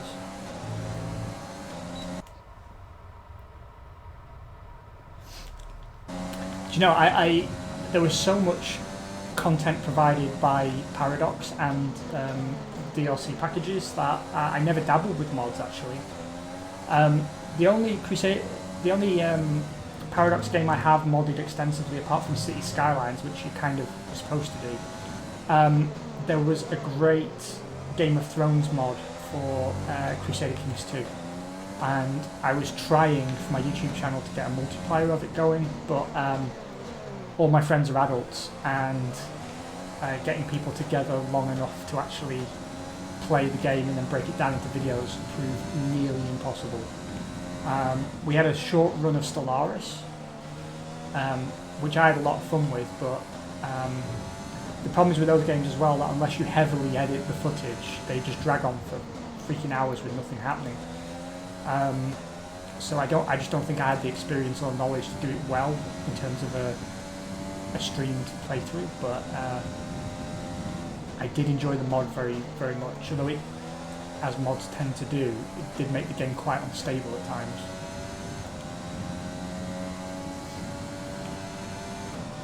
Yeah, and the things with Stellaris as well is it doesn't have to take forever because there's like there's a speed setting, of course. But when you play multiplayer, when you want to speed up, chances are that's exactly when someone else is doing something quite detailed and they want the game to run slowly. So you end up everyone pushing for something different on how the flow of time goes. So. Okay, gap ahead is 1.5 I don't know, what really seconds. frustrates me sometimes actually is all the kind of games that I spent my teenage and childhood years fantasizing about but were technically impossible. Those kinds of games are coming out now surprisingly regularly, and now I realise I don't want them because I don't have the time to fully enjoy them. It's like Skyrim. Once upon a time, Skyrim would have been my dream game. Like if that had come out when I was a 14, 15, 16-year-old, that would have been my life. I wouldn't have done anything else. But Skyrim didn't come out when I was a teenager. It came out when I was in my late 20s, well mid-20s actually. It's quite old now, isn't it, Skyrim? I was living in Germany, so it's... oh, Matsushita's out of the Grand Prix, that sucks. And also Nakazar cash bonus from the sponsors. We're boxing this lap. But regardless, I was living in Best Germany luck when it you came can. out, so it's within the last 10 years. So I was still old to some extent. And what I found is that the game was too overwhelming for me. It lacked direction. Like there was the main plot line, but you're constantly, as you're walking someplace, discovering new side quests, and then maybe you get lost or you get chased by a bear or an ogre, and just the mere action of running away to avoid dying then drops you down into a cave and you start this whole other thread of things, and it felt too disjointed to me. And actually Maru is out of the race. I could appreciate Skyrim as a masterpiece, and at the time it was super graphically impressive, although it's aged terribly. I actually found that I didn't get that much enjoyment and satisfaction out of it in the end, because I was just annoyed by the fact that there always seemed to be more padding between me and the main storyline being constantly added. And then to some extent Fallout did that to me as well. I loved the original Fallout games, and Fallout 3 came out when I was still young enough to have the free time to actually enjoy it. I mean, also, I think it's a lot easier to enjoy these games when you're single, honestly, because your partner will always vie for your attention. And a big RPG like that, or a big grand strategy game, you need to be able to sit down for 6 hours and do nothing else. And if you've got kids or a partner or you work full time, it's very rare that that's the case. Exit now. You'll be racing as you leave the pits. Release, release. Up to speed now. Let's get some heat into those tyres. Knights of the Old Republic, those like 1 and 2, possibly my favourite games of all time. And as you've obviously played them, the reveal of who is Darth Revan, probably as an adult, maybe I could have seen it coming, but I don't know, there's something, to me it felt like a genuine twist. Maybe it still would if I played the game for the first time today, I don't know. But those games, absolute masterpieces. If not my favourite games of all time, then definitely in my top 10, both of them. Exactly as hard as they need to be, exactly as long as they need to be. Just a fun, immersive story. The whole thing was excellently done. And I did play the Old Republic MMO, hoping for more of the same, and it kind of was. Like the Imperial Agent, I think, was the most fun to play. But still, I don't think that kind of storytelling really works in MMO format, because you can't be the super important Imperial agent when there's 12 other super important Imperial agents queuing up behind you to speak to the same quest giver. It breaks the whole thing for me. Yeah, I agree. I enjoyed the gameplay of 2 more because it felt more polished and developed. But in terms of story and the way it sucked me in, 1 was definitely the superior. See, if there's a game that deserves a remake, that's definitely it. Because it's so old now that,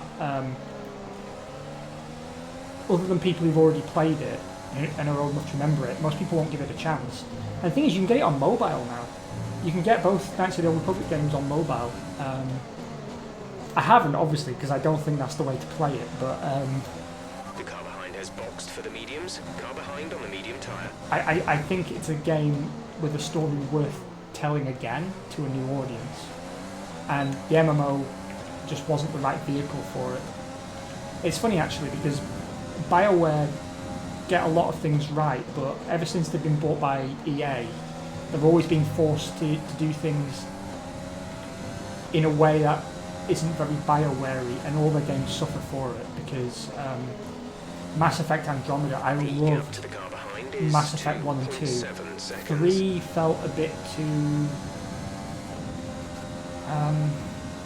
I was going to say overly cinematic, but I mean all the games had sort of a cinematic quality to them. It just felt a little J.J. Abrams for my tastes. But Andromeda was... It was just plain bad. I still put a lot of hours into it, because, you know, there's still a charm to BioWare games, even when they're bad BioWare games. But I didn't feel anywhere near as engaged in that story, and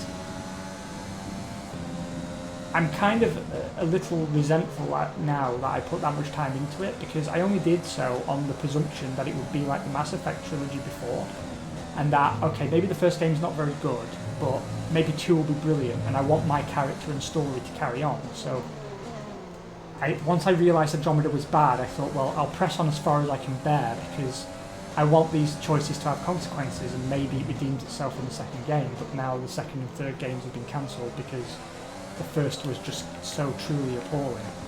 I mean, the script writing as well was just atrocious. It's like it hadn't been proofread. That famous line, "my face is tired." Like, the woman who does the voice acting delivers that line as if it's something people... Whoever says that? I've never heard that sentence before. I can't tell if it's just bad writing or it was writing done by someone who wasn't a native English speaker. Or it was like a bad translation, like the original copy was in a different language. And then no one bothered to correct it. But it was just atrocious. Yeah, also, I'll be honest with you, I wasn't as big on Max Payne, but I remember getting a lot of enjoyment out of them.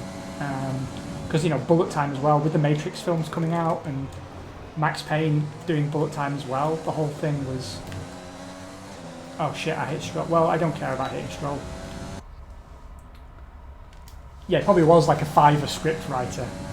24-hour rush delivery.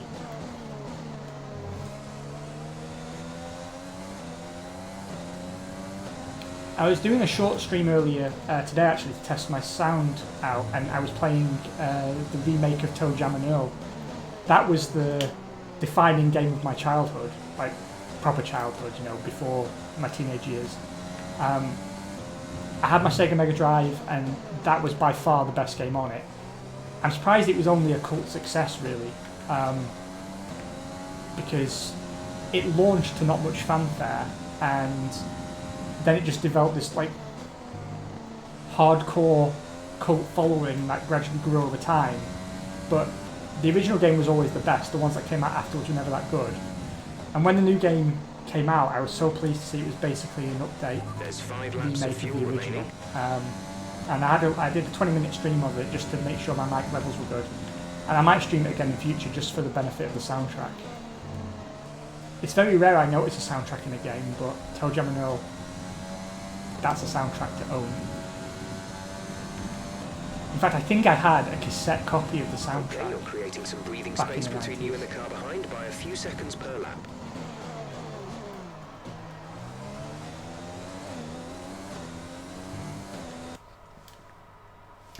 Yeah, no worries, mate. Thank you for hanging out. It's a pleasure.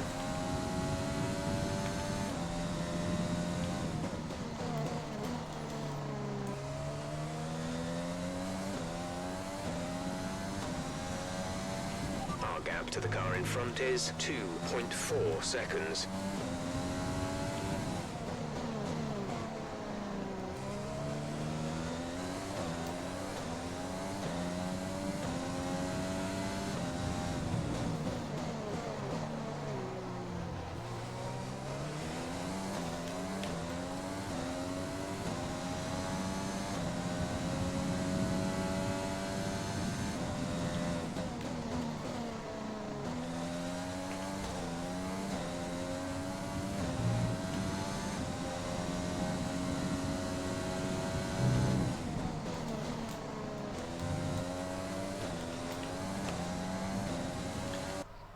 Do you know what? This could be a photo mode opportunity while things are all quiet on the Western Front. Because I've got a feeling this car looks really good in this light. It doesn't look too bad, does it? And you can see the sponsor better than I thought, although it's sort of chopping it out a little bit. Let's try lowering the shutter speed so we get some spin on the wheels. That'll be a nice little screenshot. Or not, apparently.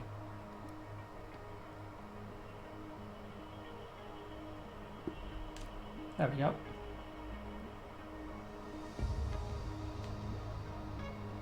Yeah, nice. Okie dokie. A few laps to go. Again, just don't have the pace to break into the top 10. Gasly's going to get that last point, I think.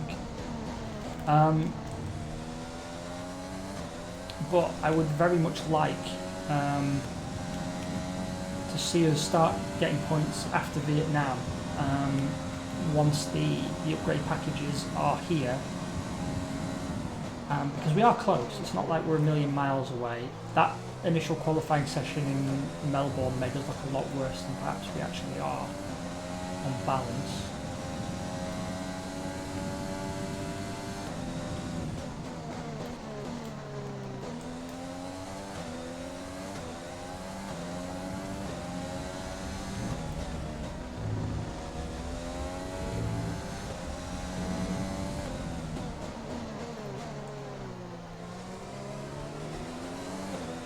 We're a +1 lap of extra fuel. Fuel target +1.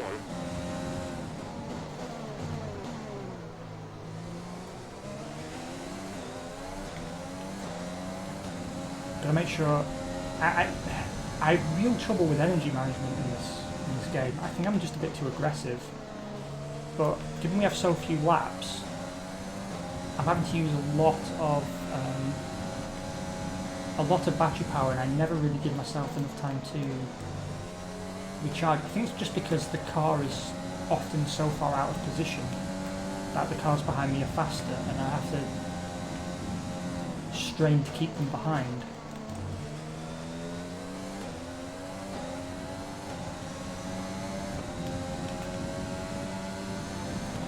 The gap to the car ahead is 3.2 seconds. Norris is coming for me. But we didn't hit each other. I was tempted to close the door on him, but I There's 3 thought I'd laps best of not. fuel remaining. Oh wow, we have a lot of fuel, so I can crank the engine up. Been very generous on my fuel today, apparently. That might give us a little bit of room to keep them behind us.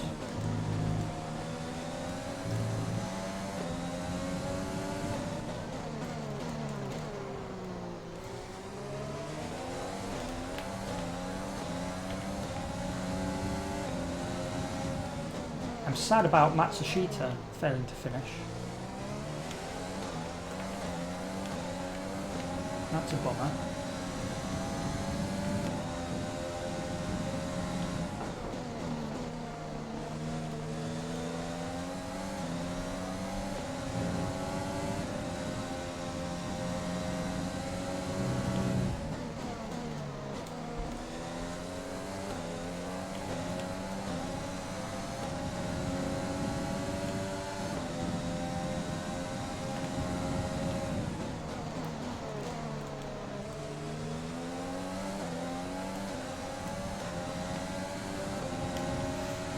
Yeah, he's got me this time. This is your final lap of the race. Yeah, so's Perez, I think. Oh, dive bomb.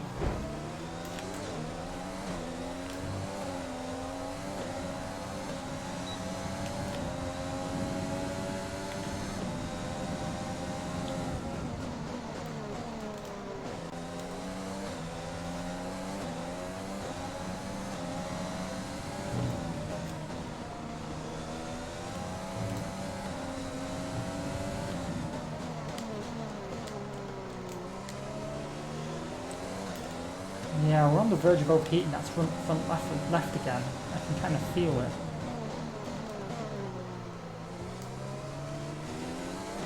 It's probably why towards the end of our stint on the softs as well, we were getting a little understeery.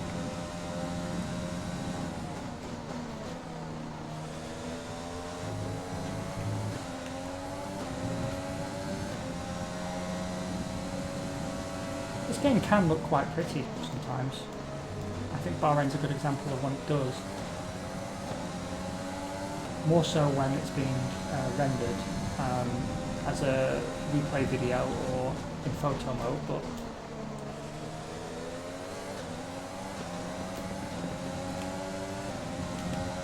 oh, we managed to hold on for P11. I did not expect That's the that. end of the race. We'll see you in Parc Fermé. Oh.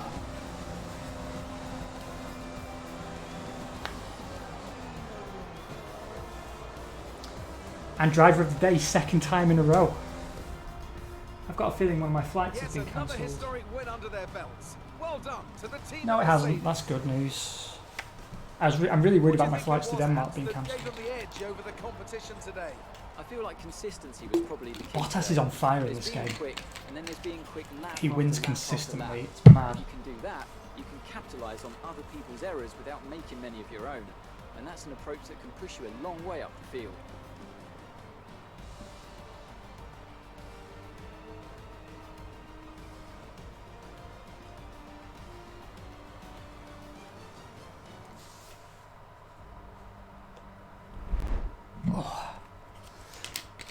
So, Mercedes are on top form once again after an excellent race quite weekend. crafty. So, pretty decent opening so far. Given that we had a really weak qualifying session in Australia, we managed to claw it back to P13 and now P11. We had points in sight again. Just need to keep developing the car. I think the car's close, at least with us. Matsushita's, well, it's too early to judge really, but he's had some good qualifying followed by 2 weak races, so hopefully he gets on top of that. I don't know yet what the cause of the DNF was, whether he binned it or whether it was a technical problem, but we can check with the race director, I think. Mechanical failure. On the table. Now, let's discuss, Ant. Who would you say is a contender for driver of the day? I have to give it to Williams. They demonstrated a very delicate touch in close proximity. Yeah, I to did. other And you cars, think you as put well my as showing fucking a lot name of in the game. maturity and patience in different. But apparently can't be arsed.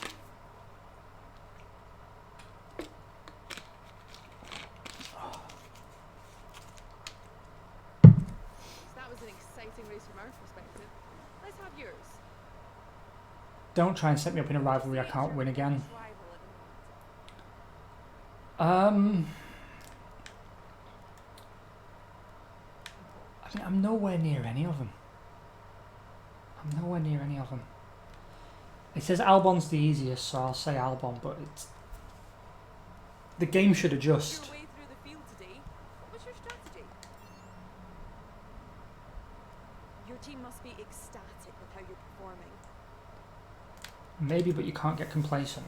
See, actually, in the last game, that was the best answer, Yesterday, was but it?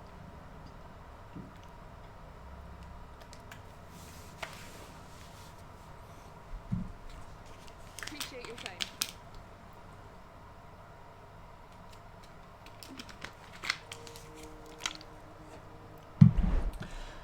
so next up, Vietnam, a circuit that I haven't really got totally to grips with yet.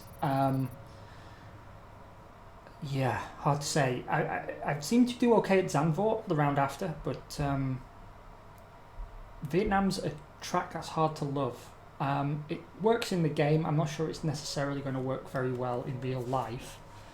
We now have 5.1 million in the bank, and the game's finished loading. Just in time to start loading again. I won't be spending any more of that money we've made. What I'm going to do now is sit on it a little bit and try and keep 6 to 7 million in the bank, and anything over that I will spend. And the reason is that I want to have that money on hand to sweep in for George Russell or Giovinazzi towards the end of the season. I think probably Russell because Giovinazzi is outdriving the car a little bit.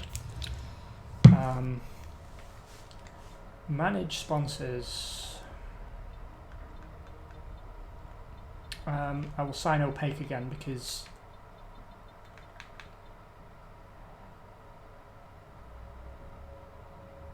that seems like it'll be an achievable goal at some point in the next few Grand Prix. Let's go back and make sure.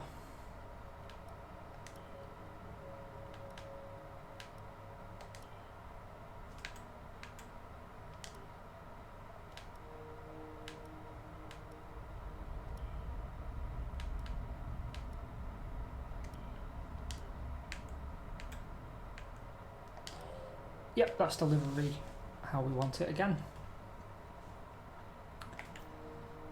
Okay, in terms of wear, not doing too bad actually, considering we haven't invested in wear at all. I recommend we could go for something like this. Yeah, do you know, I'm going to get the gearbox durability, just in case. Okay, in terms of facilities, resource point generation is on level 2 for everything. We're almost to spec 2 in terms of personnel. I just need to find 6 million for an improved simulator. And you can see it is improving, right? That's an improved setup of what we had before. Yeah, I'll probably save up for that. And this is actually looking more professional. And we have a wind tunnel. We have a wind tunnel on a rolling road. Not a great wind tunnel / rolling road. But I like it. I like it very much.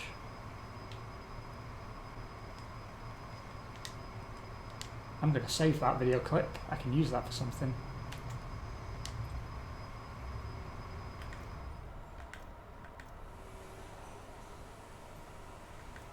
Okay, the factory's starting to look better and better, except here, which is still just some blokes in a garage. Yeah, let's spend a bit of money improving this. See what that looks like. Okay, activities. We've got 3 days first of all. Visit sponsor headquarters, driver promotion filming, power department focus, chassis team building.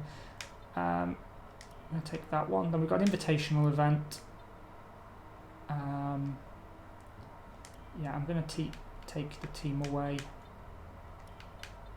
And then driver promotion filming.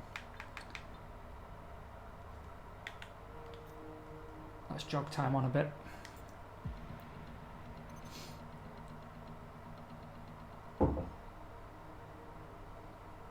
What's the invitational here? That looks like a 2000s It doesn't tell me which car I'm driving actually, but it's an overtake challenge at the Circuit of the Americas. Why not give that a try, eh? I might get a fun car.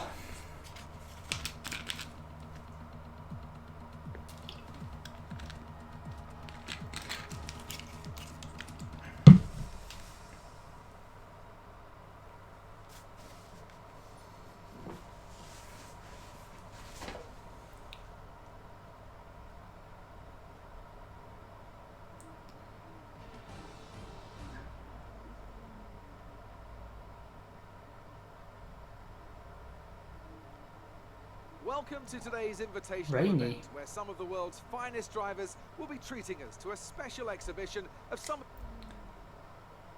What car have I got? 2007 Ferrari F2007. Kimi Raikkonen's championship winner. I actually think this is quite an ugly Ferrari. I don't like it.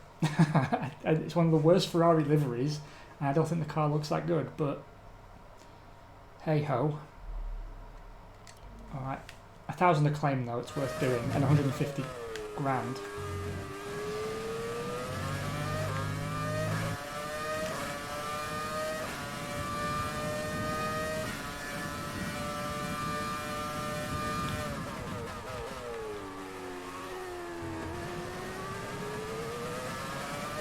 Do you miss this engine sound though?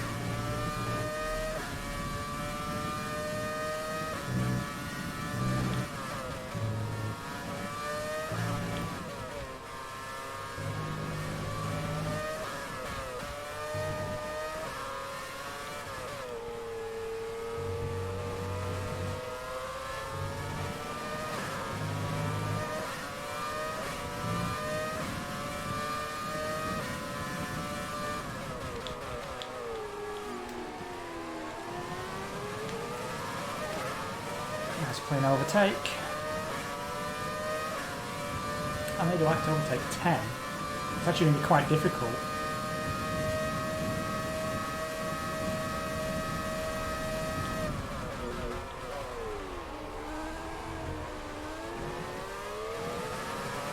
Welcome back, mate. We are driving a Ferrari F1 2007 against a bunch of 92 Williamses. In an overtake challenge. The factory is upgraded.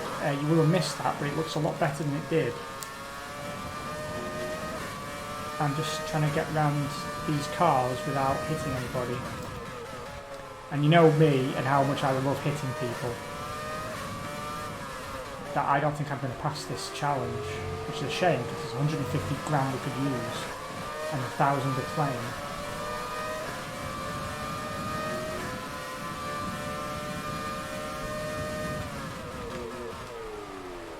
Oh, that's a 96 Williams. We're getting up to the faster cars now. Although actually the 92 car should be faster, really.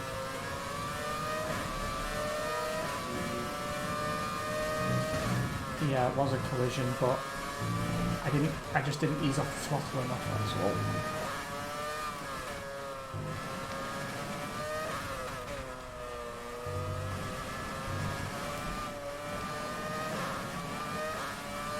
If you continue to cut corners, the stewards will give you a penalty. Oh, swivel.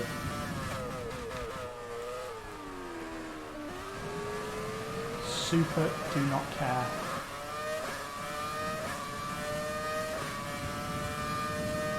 Four overtakes to go and I'm not going to make this. I think I've turned difficulty up too high for my pathetic skill level.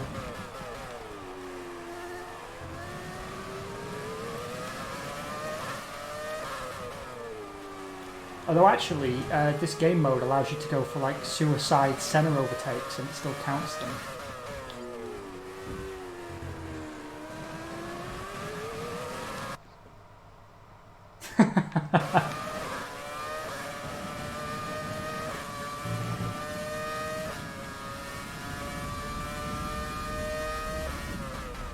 Well, I like how at the start he says it's an exhibition of older cars, and then he's on the radio like, yeah, the stewards are not happy about the cutting corners. Like, no competitive element was implied.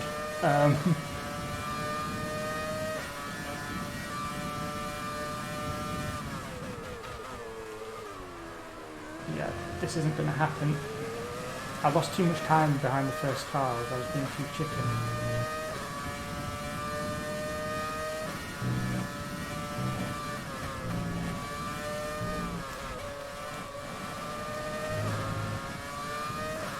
I wonder if I can center it.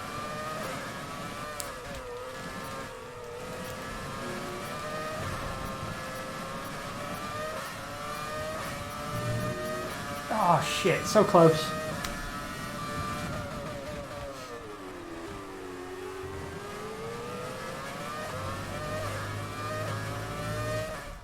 Well, I mean, I have passed that by doing that before, like deliberately crashing the car, like 3 seconds to go, just don't brake for a corner, and all it counts is the fact that I got past the car in front, and I should have done that more often. Never mind, it was fun driving Kimi Raikkonen's ugly, ugly Ferrari. I do think that was one of the ugliest Ferraris in 2007. I may also be a bit bitter because Alice, the sponsor logo, you know, the one with the eye, they were my internet provider at the time, and fucking awful they were. I have flashbacks still to how terrible they were.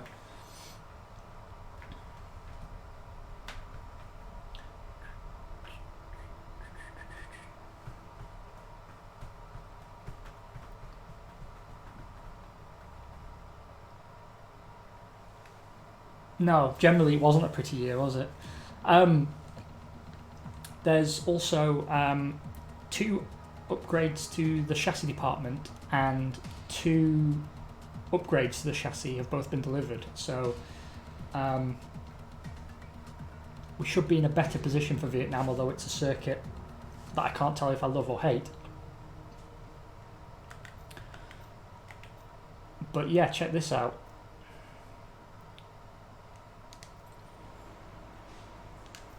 Remember the guy with the power hose? Well, we've gone and replaced him. Look at that, we actually have a wind tunnel and a rolling road. It's exciting times.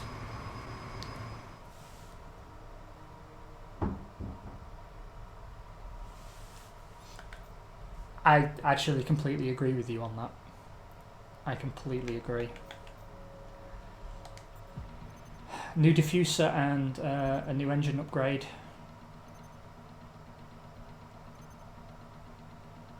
And an aero and a chassis upgrade. We should also have the ability to order another upgrade soon.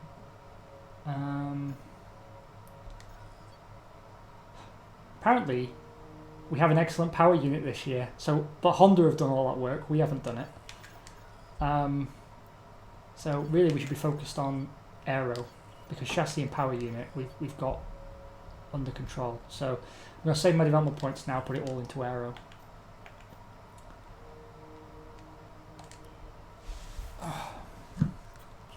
Let's go.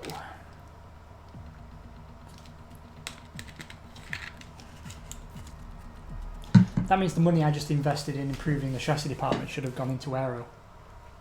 That's what I get, you see. That's what I get for the guy with the pressure washer being the last guy to get an upgrade.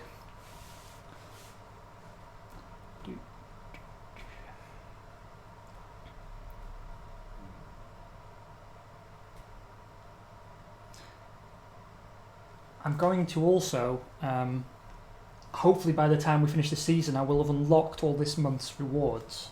I'm quite close already, actually. And hopefully come up with a better livery. This one looks okay at night, but really it's too much purple. It needs to be purple and white. That's always been the colour scheme. Purple on purple. Doesn't look good. Doesn't look good.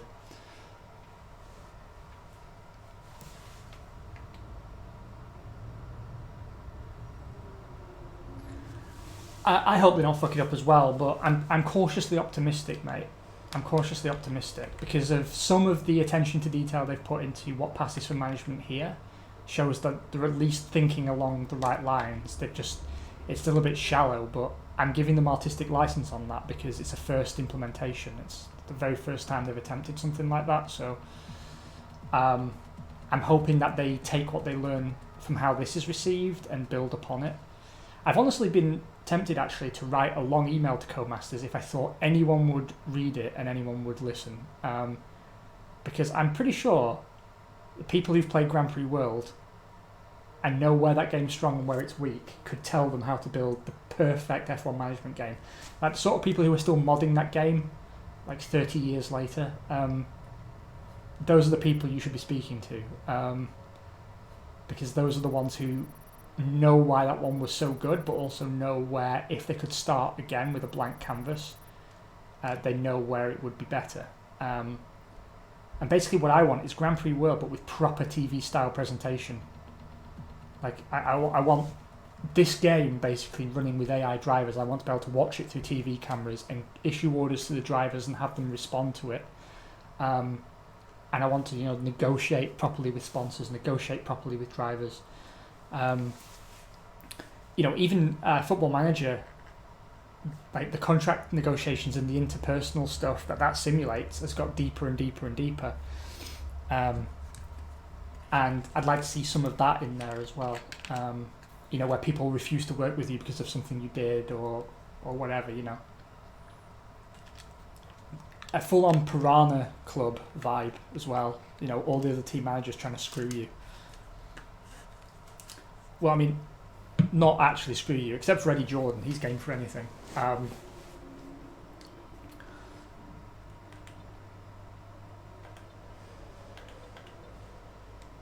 Oh, excellent. Rainy qualifying. This is going to play right into our hands. I'm super happy about that already. I'm going to do a quali and a race here in Vietnam. Then I'm going to take a break for a little bit, mate. I'm going to cook some curry and sort my laundry out and do all the boring adult stuff. And then come back in the evening. Just a heads up so you know where we're at. I don't know if I'll do my team later or if maybe we should do driver career mode or something else. I don't have ACC yet, but I wonder actually if I could get it and get it installed by this. We'll see. It could be a surprise. I'm keen to try it now. It's come so highly recommended by you. I am keen to give it a whirl.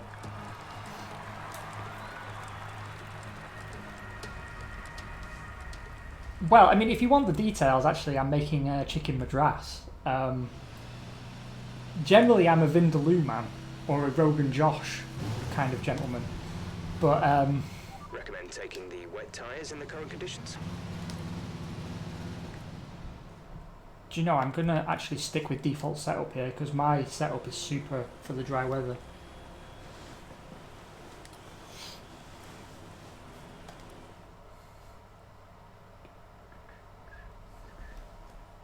Hey Danny, how you doing, mate? Thank you for stopping by. It's raining in Vietnam, of all places, if you can imagine such a thing.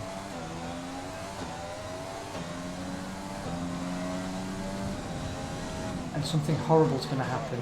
I can feel it. A huge explosion, massive accident.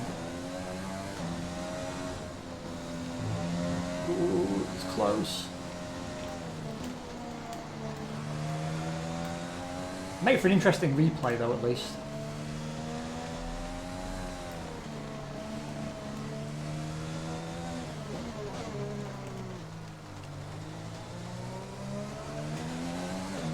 The key, as ever, slow to be fast. You just spin all your power away and it really damages your lap time. So ever so ginger on the throttle and the brakes actually. Wow, the car did not want to hold the line there. Let's hope I can regain that time.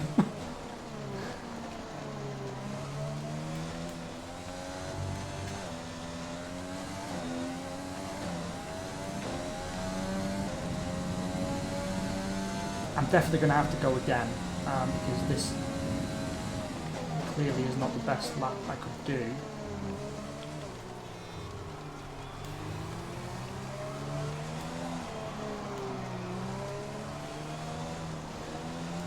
I'm pretty sure the throttle pedal is completely unnecessary for about half of this track. I could see what they were trying to do when they designed it. It's like we were talking last time out. It seems like something someone designed in the pub few beers with the lads, and you think, oh, that'd be an interesting track, and then you actually build the fucking thing, and you realise it's shit. And that maybe pub ideas are only good in the pub.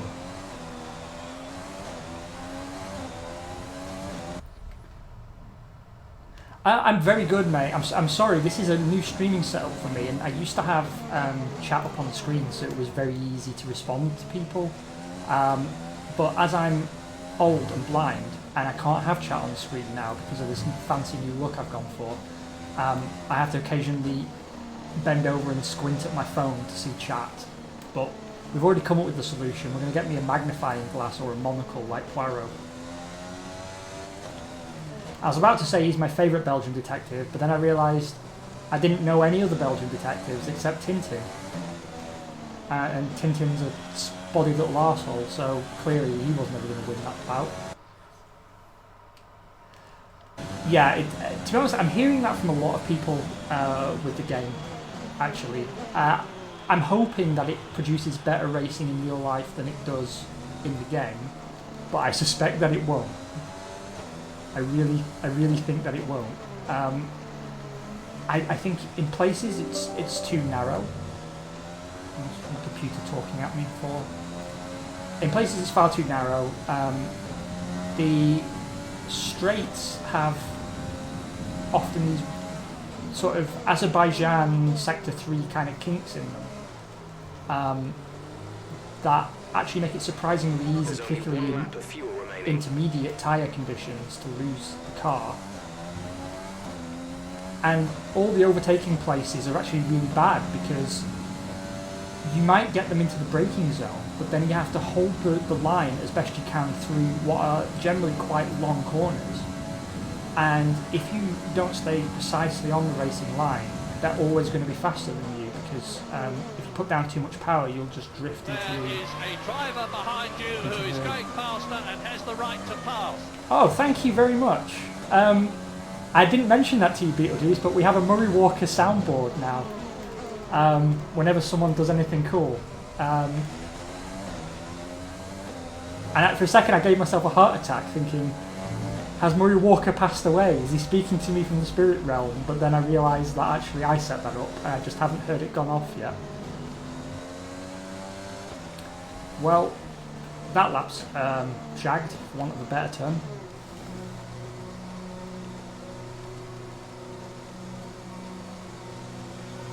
Yeah, you won't lie. Grosjean will be gone, won't he? Actually, did you notice in Styria in qualifying? I spoke to my brother about it actually, but he missed like the very start of Q1, so he didn't see it. But the cars finally come out of the pits, and immediately Grosjean goes off, and then comes back into the pits. The car has unrepairable damage. It was fucking brilliant. But he did finish the Grand Prix. Both horses made it to the end, if I remember correctly. Although he was locking his brakes quite badly again. I'm not sure that's a problem that's going to go away anytime soon, but at least they both managed to finish, although probably not where they would like to have finished. Anyway, sorry, I got totally derailed there by Belgian detectives and whatnot, but yeah, most people are saying that actually, Danny. Looks like track conditions are starting to improve. Are people switching to winters, I wonder? It's a difficult track to get into a flow into, and as I was saying before, there's not really any great overtaking spots. Because even if you're first after the braking zone, you're probably going to be second on the acceleration on corner exit, just because of the way the corners go on forever. We're in a bit of a no man's land here, aren't we? 155.3. 4/10 clear of George Russell, a little bit behind Magnussen, but then it's close to half a second before we get to everyone else. I'm waiting to see if people switch to the Inters, but it doesn't look like it, so I'm already going to go out and try and do a better lap. We're 16th in the speed trap, 323.9. Because I think there's more pace there. I made some very stupid mistakes, particularly into turn 1, where I got my braking point all wrong. One day that will be the title of my autobiography because I say it so much. I got the breaking point all wrong.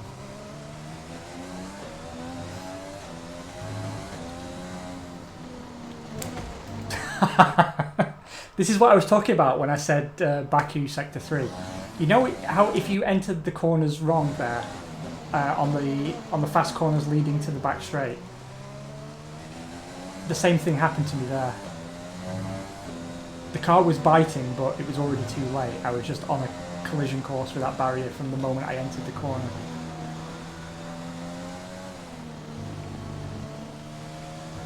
Right, I'm going to do that again, but if we could all erase from our memories the moment just then when I was a dick, and instead just pretend it didn't happen, I'd be eternally grateful to everyone involved.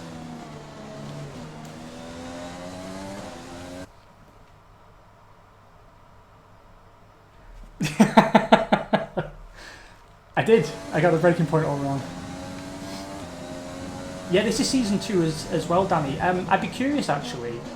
Could you tell us, because we're all very keen to know, did you have any drivers move in the second season at the established teams, or did everyone stay where they were? Because for me, all the teams kept their driver lineups except us, and I was hoping to see things shape up already. What we have seen is the running order has changed a little bit. So we had a formula change in the first season, which I didn't have ever in the previous game, and we got it wrong, and Ferrari seemed to have got it wrong, and McLaren, but AlphaTauri have been the big winners, and they've been sort of on the same pace McLaren were in the first season. So there have been some things changed up, but I was disappointed to see no drivers swapping positions. I'm going to pause to have a look. And did the... Sorry to turn this into an interrogation, right? But the drivers that changed, did the moves make sense, or was it kind of nonsensical bollocks like in the last game? You know, like Lewis Hamilton leaving a championship-winning Haas to Mercedes to just go to Haas for no reason. 2 laps of fuel remaining.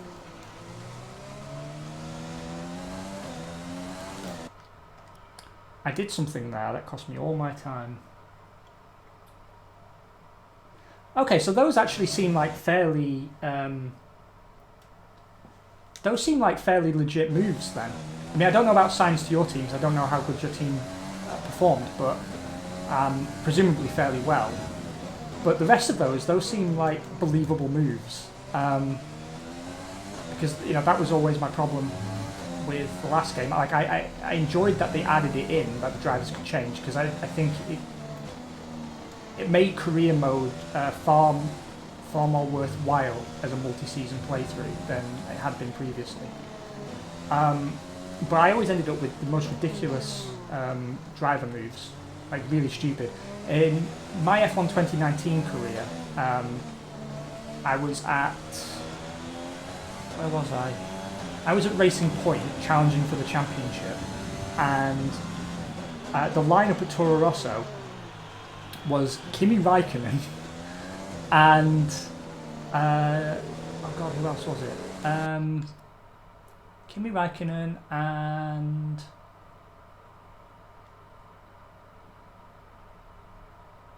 I think Sergio Perez. Yeah, Perez and Raikkonen at Toro Rosso. It just didn't make any sense. Yeah, and that totally makes sense. 4th best team, Sainz, it's kind of ballpark what you'd expect, right? Recommend taking the wet tyres in the current conditions? I'm not sure we've done enough to get out of Q1. We're clear at the moment. Then again, I don't know. There's a 4/10 gap to Magnussen. If it was real life, I'd be feeling quite comfortable actually, because I don't trust any of the drivers behind me to improve, except George Russell, and that would still get us through to Q2.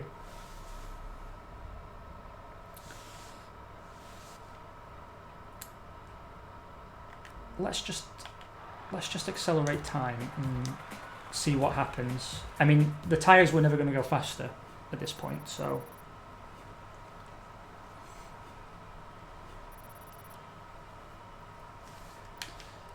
Okay, where did we come out there? We held on to P15. Okay, that was kind of what I expected. But at the end, Nobuharu Matsushita, third Grand Prix with the team, he misses out on Q2 by less than 1/10 of a second. So not a bad effort from him at the end of the session there. Yeah, but don't you think all the games have been a bit like that? They've always had like their victim drivers. And the way the AI has been programmed for the last few years, what I found is during my playthroughs, there's always a driver who becomes my deadly rival in every game mode, just because there's something about how their AI works that means we always meet each other on track. It used to be Felipe Massa. Felipe Massa was my arch nemesis for a while in these games. With conditions as they are, I'd suggest you take a set of full wets. Problem is, I've knackered both sets of full wets, haven't I? Those are slightly faster though. Oh, you're racing on a higher level of AI than I am, mate. 2 wins on 105. You're going to be pretty handy at this then. If I'm not streaming, I generally run around 100, give or take. Usually, previous games when I was streaming, I'd always drop it down to 85 or 90 because interacting with chat, and I do a podcast as well with another guy in this same format, and having to have a conversation about real F1 while driving, you're not doing either thing at your best. But 100 was kind of my limit. Anything beyond that, and I found that I just didn't have the pace to play with the big boys. So yeah, I don't know how much I don't know how much benefit I would find from trying again. This game seems a little easier on the same difficulty levels, but that could just be a subjective misreading on my part. I don't know. Do you feel the same way, actually? That's a good question as well. I'm on the Honda power unit at the moment, but it seems... I've watched a few other people play. Most people seem to take Honda because it's the cheapest. I've seen a few more ambitious types, like yourself, take Renault. I took Honda because I'm a genuine Honda fan. They've been my favourite engine company in F1 because of the old Mugen Honda units you used to get in the 90s and early 2000s. And since then I've always had an affection for Honda. I've got a feeling though Renault... Well, actually, at the start of the season, I thought Renault would be nerfed in the first patch to this game because everyone was complaining that Honda's stats didn't seem representative. But now Renault have had quite a good start to the season. I don't know what the hell they're going to do.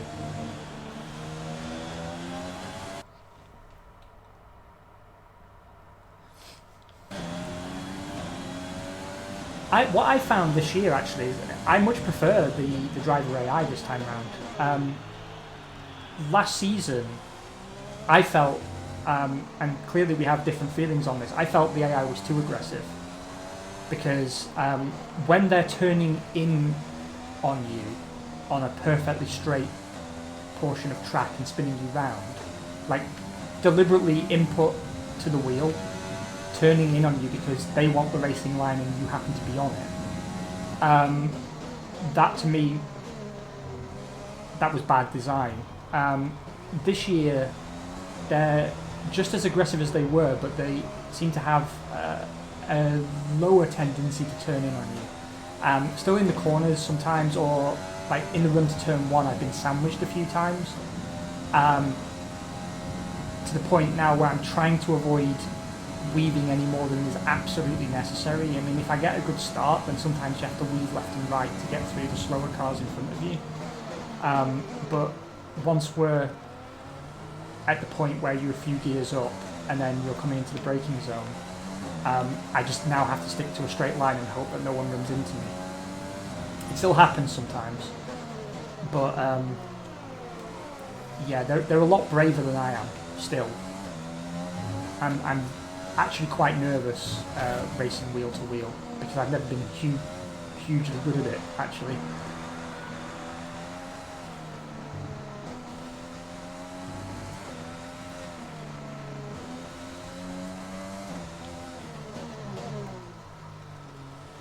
I would definitely say though this is the best game in the series, hands down.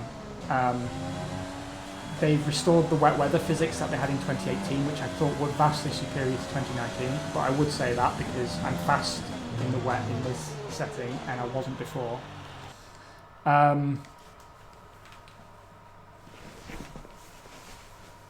still get some interesting bugs though. Like every time I go into Australia, during Crofty's opening graphics and he's doing his speech, there's always one of my mechanics stood in the middle of the lake, like Jesus, just on top of the water, kneeling down to look at a tyre for a car that isn't there. Oh. Well, I bashed my front wing, but, you know, I would, wouldn't I? So far, yeah, I don't think we're going to get better than 15th, because I don't think I have that much more to give. And I made the mistake of not running only one set of tyres initially. I'll do another run just to see if we can't improve our position any, but we're definitely going to be no threat for Q3. Yeah, on PS4, mate. I always used to play these games on PC, but switching to PS4 has actually made a lot of things a lot easier. I don't mean in terms of the difficulty of the game or anything, just in terms of the practicality of getting more time playing the game and running into less technical issues.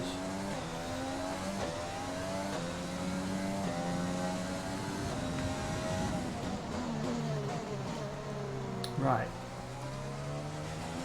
2 minutes remaining in the session. Let's see what we can do. Here, or we're out of At least without qualified our teammate, because he has been a bit of a threat in qualifying for the first time.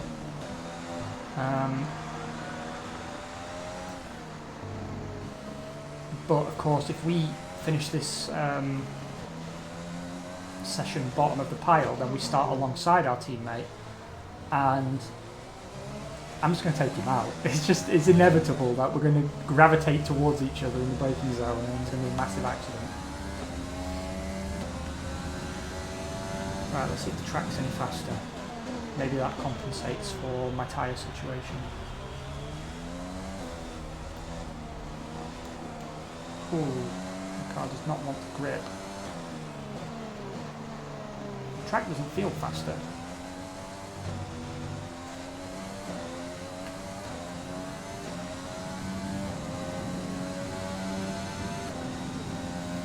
Heavy rain to stay a while. Doesn't look like it's moving anytime soon.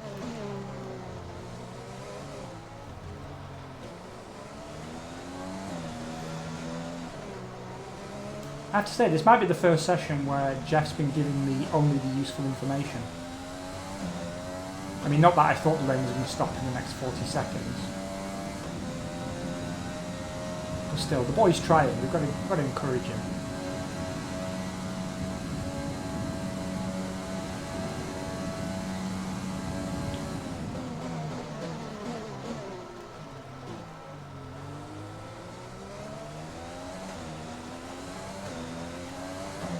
Okay, well, definitely more pace in the track, but of course that's something that benefits all the cars. So if Raikkonen's still out on a lap, this may all be for naught. And we may end up in exactly the same place we were at the outset, but can't say we haven't had a crack.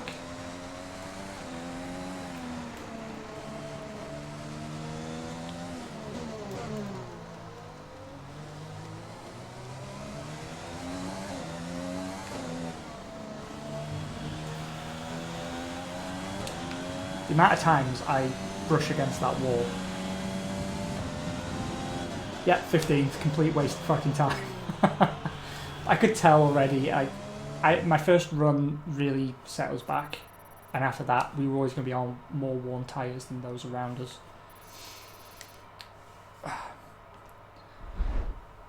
So, out of Q1 again for the second time this season. So we're 2 for 3 now.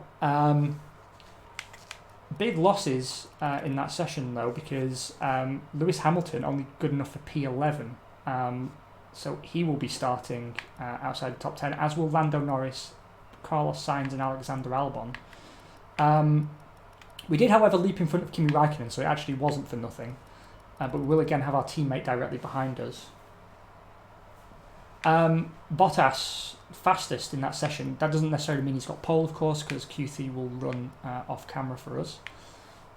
And again, both AlphaTauris making it through. Fiat P4 and Gasly P6. They've really won from this regulation change.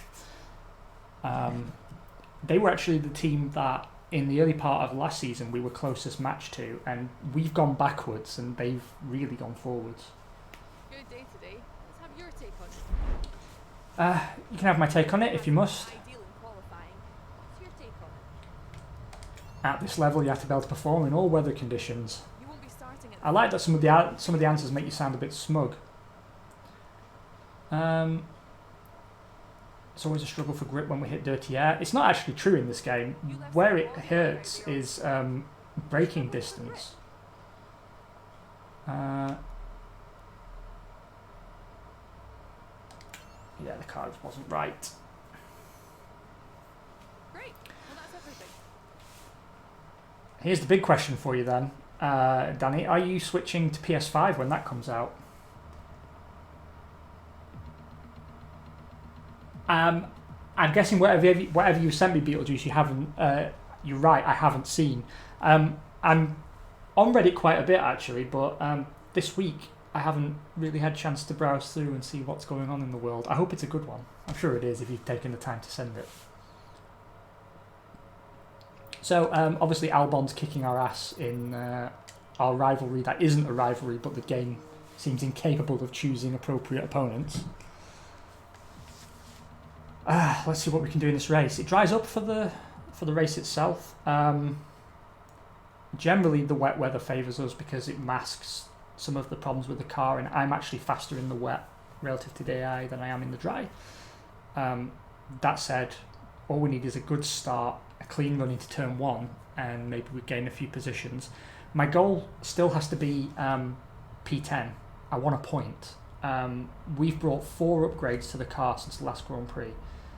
All of them on the chassis or aerodynamics, so this should help us here. But to be honest, in the wet at least, the car didn't feel any more comfortable really at a circuit that we struggled at last year as well.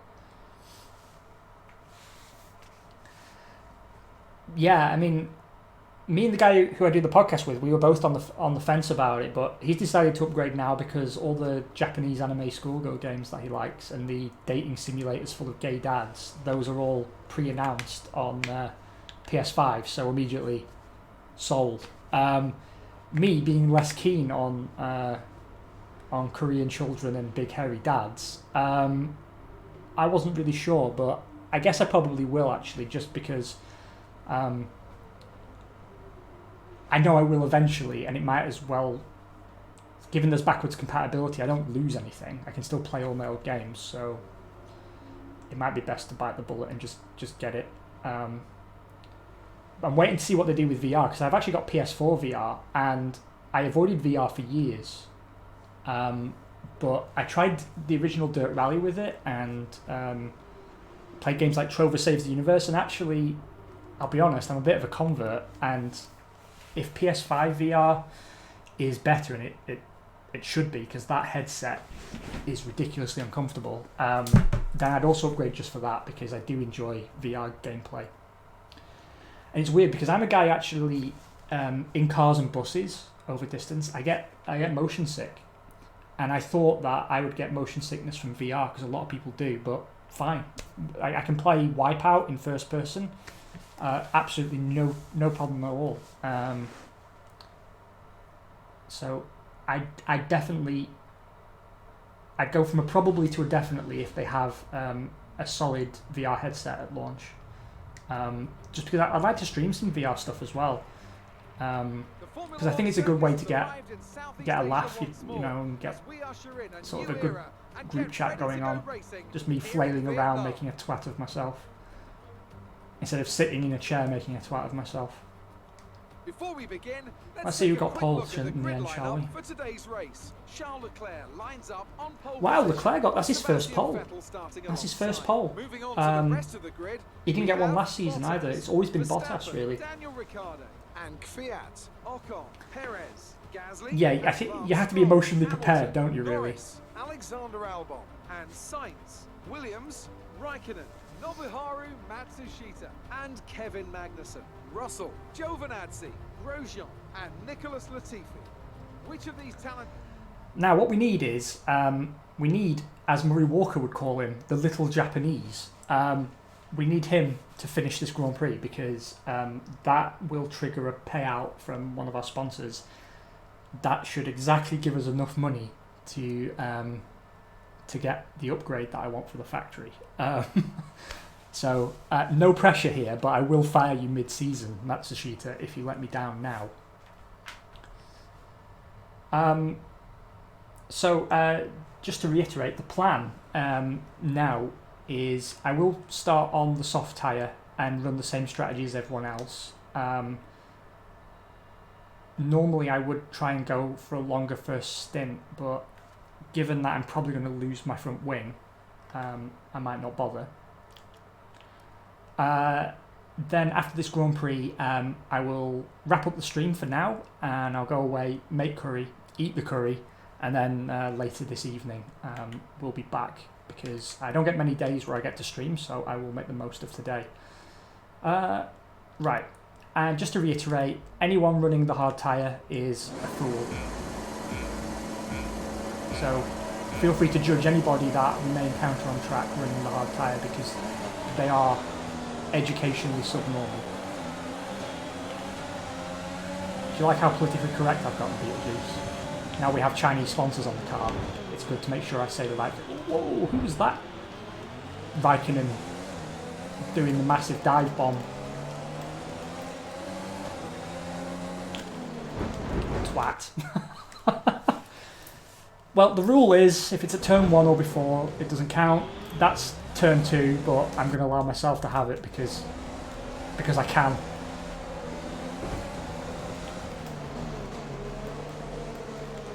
Fucking hell. No, nobody has hard. I think I saw someone on hards. I'm sure we'll encounter someone.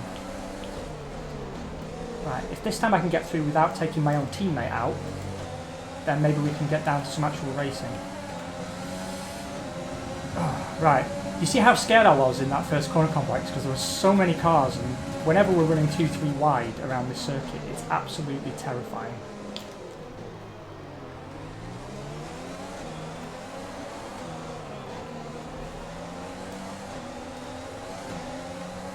Well, I guess he heard me threaten to fire him, because look at that. Past the McLaren and off, riding off into the sunset. The swine. So to get ahead of Sainz now, and then instill team orders that I will forever deny exist within the team that I own. Missed the breaking point. See, this is it. When I get 3 races in on the stream, I get very, very sloppy all of a sudden. And you guys have to keep me honest. You have to pull me up on it.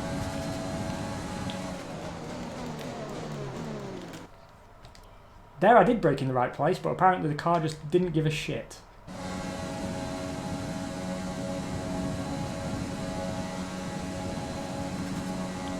So now I'm going to brake super early.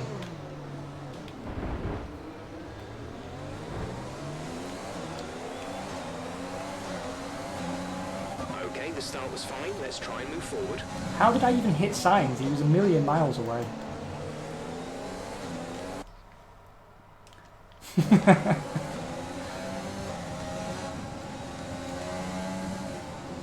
He sounded a bit frustrated in stereo, didn't he? It's clear that the Red Bull seems to be in kind of a no man's land in his hands. He's nowhere near fast enough to challenge the Mercedes, but he's way faster than everybody else, and I think it's going to be quite a frustrating season for Max, because the step forward they need to take to be able to race the Mercedes on their day, I just don't think they're equipped. I really don't.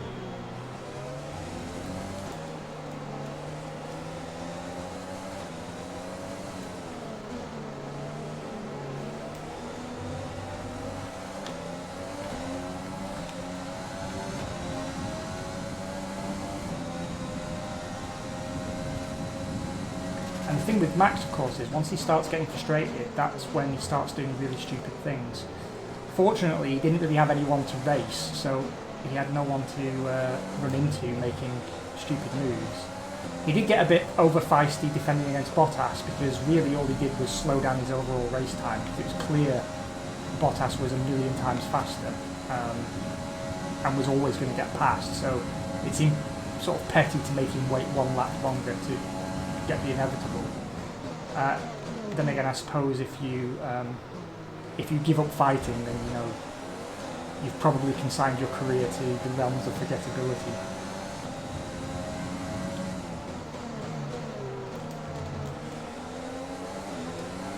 Well, I've said it once and I'll say it again, there aren't really any good overtaking places on this circuit.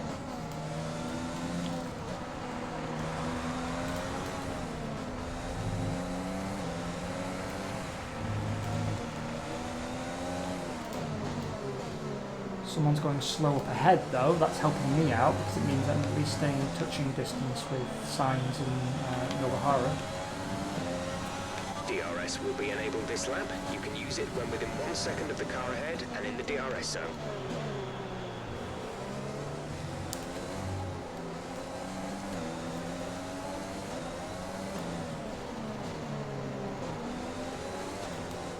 I have to say, I do love that McLaren livery.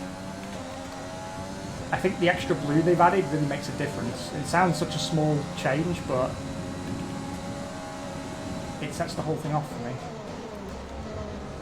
And actually, this is the first time we've raced anywhere near one of our teammates, and I have to say our car doesn't look too bad. It's probably not as good as it did last year. I like last year's livery better. Let's see what's going on in chat. Well, yeah, I think people were kind of out of options though when, you know, when they were discussing who could possibly challenge Mercedes. It was really like Max or nobody. Try to stay with him, he might make a mistake. He could still regain the position. So like you have to kind of pin your hopes on Verstappen because, yeah, everyone else seemed even more unrealistic. While Matsushita has the pace on us easily. Easily. That's mad.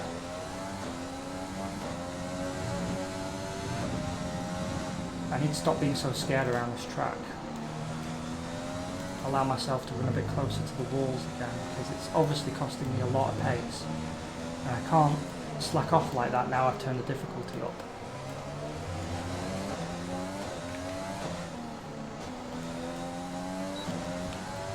Okay. Gap to teammate ahead is 2.1 seconds.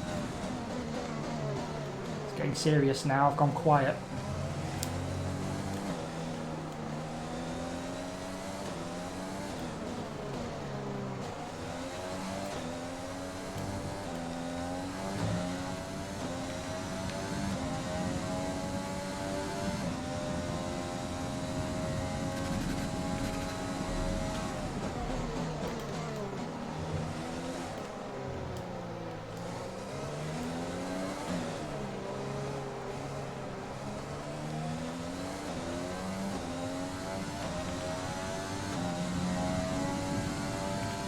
I tell you what, I would be curious to hear from you though, mate.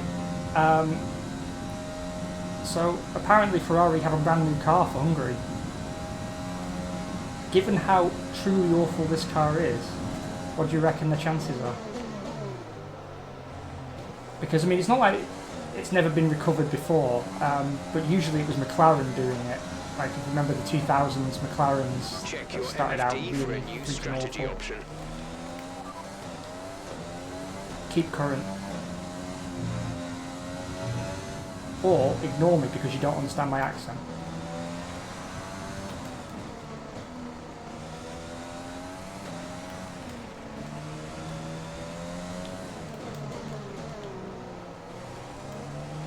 Copy. You see how many corners I had to go through there before I could use the MFD again?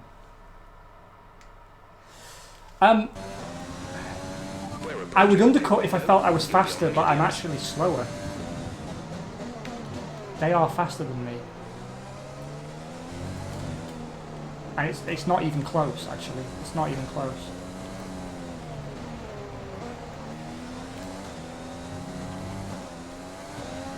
I don't know if I'm being punished now because I took a default setup because it was raining and I only had a dry setup, and now I'm using a default setup on a dry track with higher difficulty, so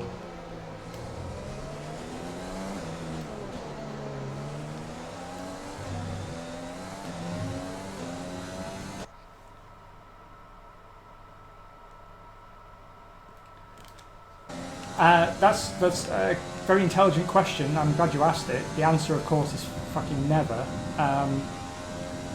But I mean, they have to do it sometime. I do wonder why that is, though. It's not like they've only ever built aerodynamically poor cars, because you know, obviously, you know, the Schumacher era stands in direct opposition to that assertion, but yeah, it has been a long time since they've had a car that was good aerodynamically.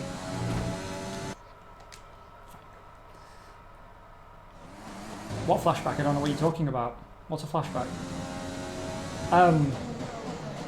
Although, I mean, to be honest, I don't know if it was Alonso making it look good, but some of Alonso's Ferraris didn't look awful.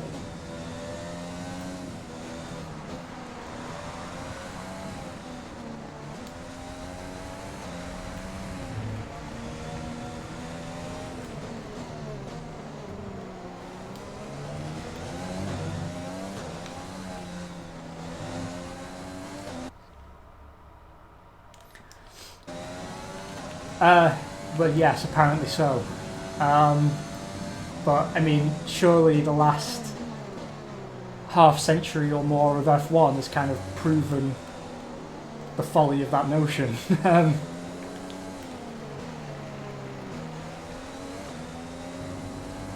mean, I suppose it does add some variety to the grid, right? Seeing teams that specialise in a particular area of the design of their car. In front is 1.6 But seconds.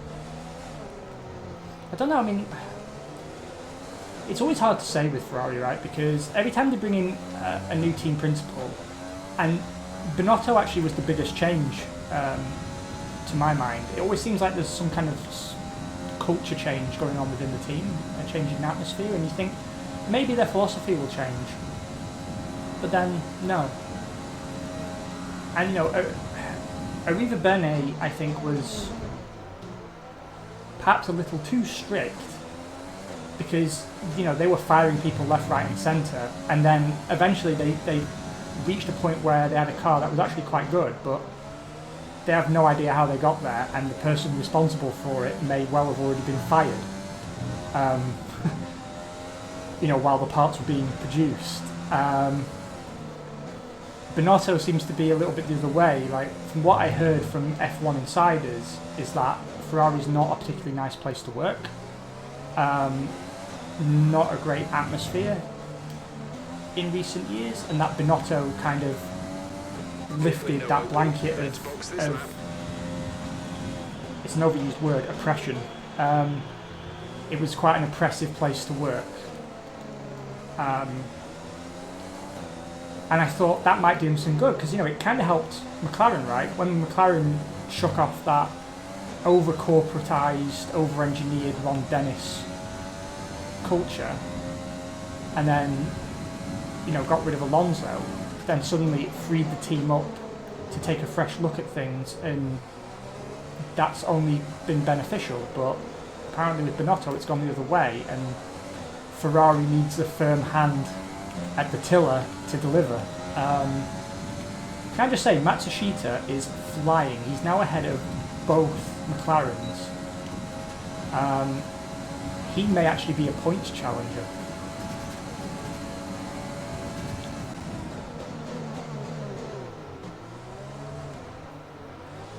Oh, he's just lost a place to a McLaren. But he was momentarily ahead of both McLarens, which was exciting to see. I should verbally threaten my drivers on stream more often, because it seems to bring out the best of them.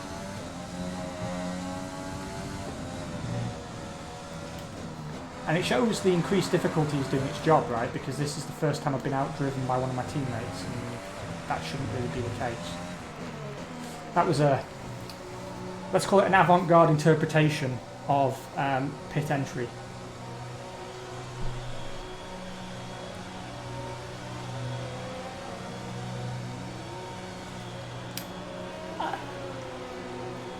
I like Riva Bene as a stereotype because I could imagine him as the like gesticulating Italian.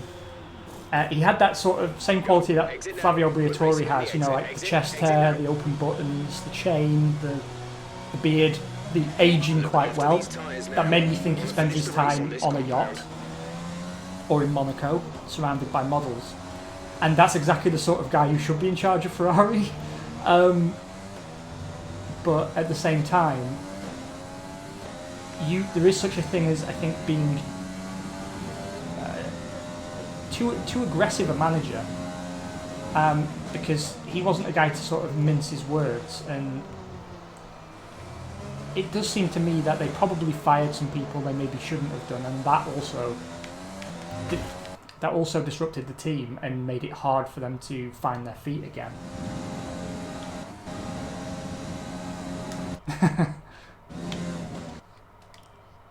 Exactly. Except I like to think I'm more competent than Cyril.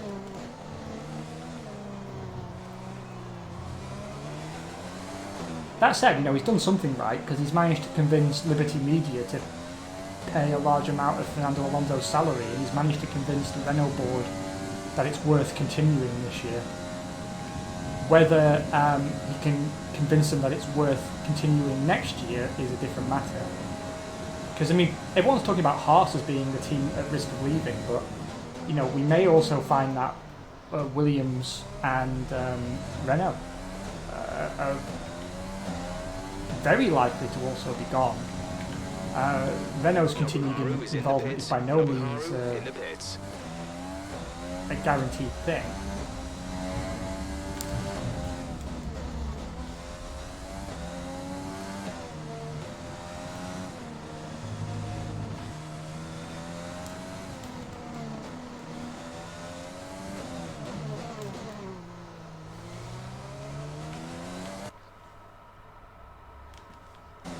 Well, I'll tell you what that was, mate. That was all the years he spent working in the tobacco industry. If there's a job ever that's going to sort of wither your soul, it's probably working for Philip Morris.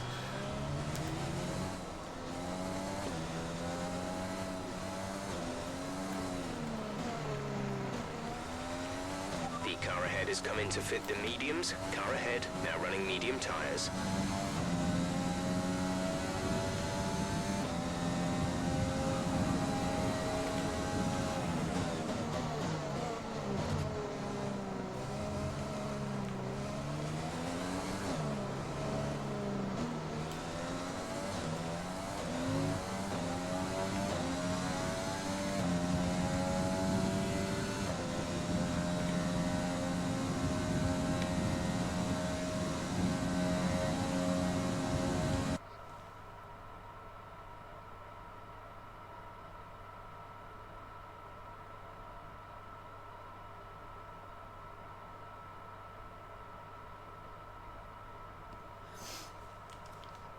Yeah, actually, you make a good point. You make a very good point. I mean, it's not a company that's doing especially well right now. And, you know, honestly, I thought there was some genuine truth to the rumours about Mercedes pulling out. And maybe they still will. You know, Total Wolff going could be a pointer that he knows something. Because, you know, like Daimler's annual shareholders meeting, it's actually televised in Germany because it's such a big company, you can watch it on TV. And they were saying they needed to find, you know, X billion, I mean, we're out of millions now, X billion in savings. And immediately I thought, F1. Easily their most expensive program in terms of sport. Formula E costs a fraction of the amount, and the technology is far more road relevant. And now Lewis Hamilton wants 40 odd million.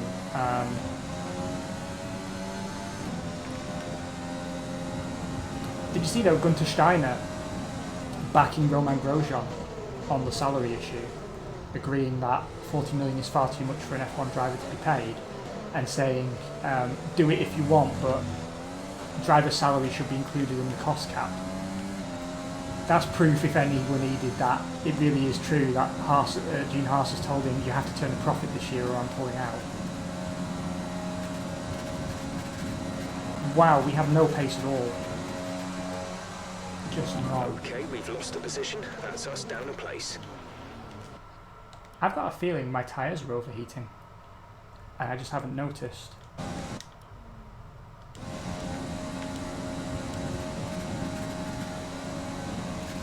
No, apparently not, but the car doesn't feel right.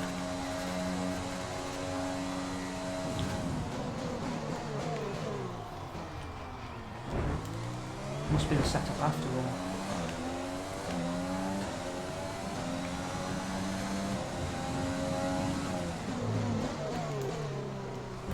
Oh shit. No, it doesn't seem possible, does it, somehow? I think, I don't know if it's that, you know, Christian Horner's been dripping poison in our ears for so long, but he does seem... He doesn't seem the kind of guy who can do that kind of thing. But I mean, he got the job, so...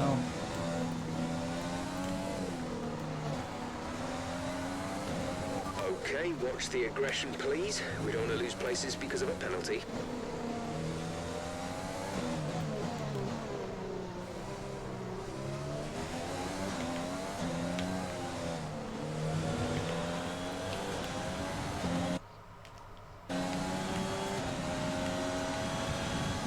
That said,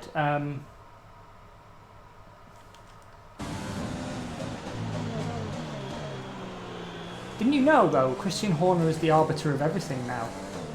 Sky Sports, they can't make any decision until they first consulted with Christian Horner on the pit wall. We have 5 laps of fuel. Where do you want to go for dinner? I was thinking Chinese. Well, let's check with Christian Horner to see if that's a good idea. I mean, it's nice that he takes the time to talk to them and everything, but it would be good to throw to some other guys on the pit wall. And you know who I'm thinking of.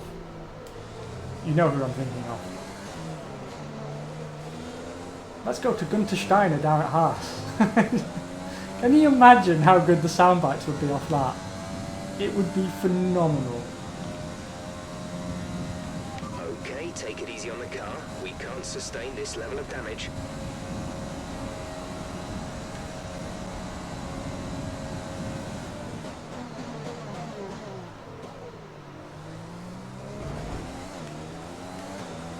No, they drove into each other. I heard that noise and thought someone hit me.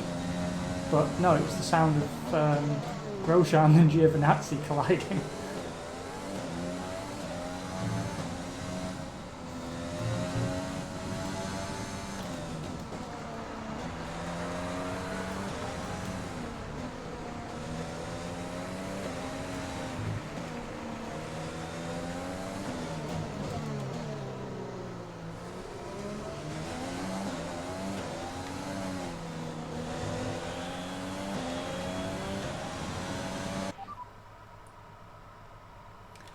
Yeah, even better. Helmut Marko. So Helmut, who's getting fired at the end of this Grand Prix? Well, you know, I fired Daniel Kvyat twice, and, you know, good things come in threes, and 3 after all is the magic number, so I'm tempted to go for him, but also Pierre Gasly is French, and I don't think we could overlook that. Fuel is looking really good. You're managing it well.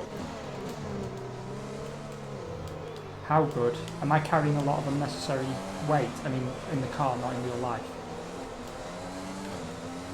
Yes, I am.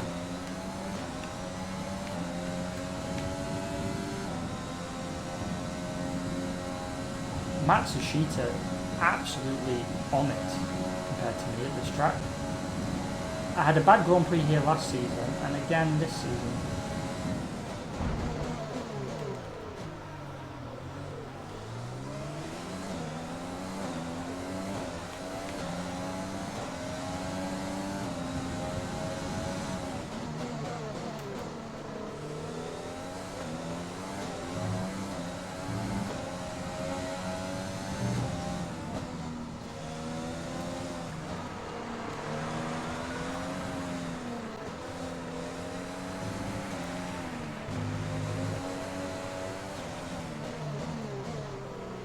There's 3 laps of fuel remaining.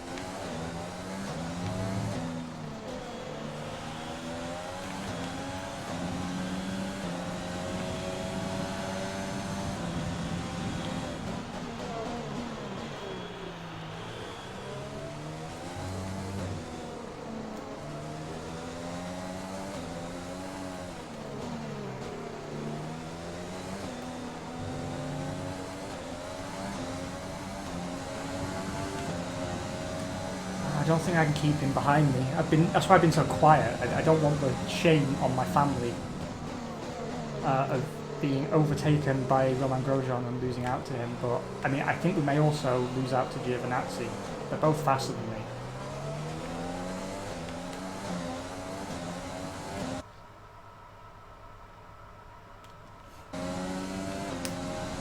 "12 seconds now, 12 and a half. But I have a damaged car and I fucking hate this circuit. And I have a terrible setup.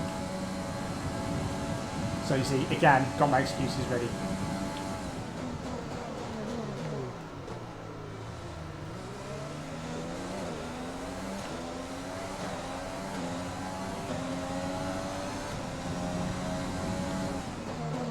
Still, I finished 10 places clear of him in his first race, so...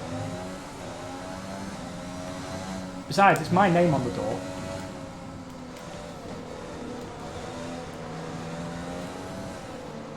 You see how all over the place the car was then? It's because I'm missing an end plate, and it I have to take like the wackiest line to get around those corners without hitting the barrier.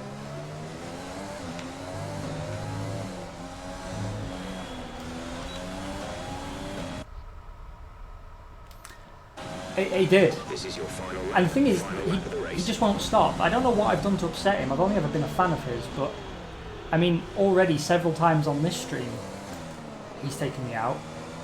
But I mean, it's a consistent There's only problem. 1 lap of fuel remaining.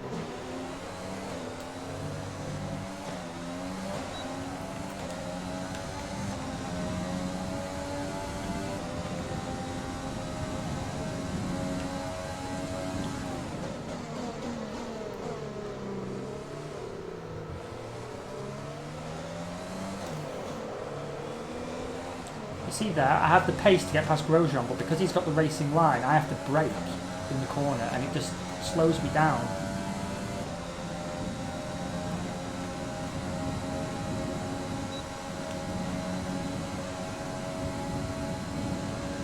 Now Magnussen's going to get me.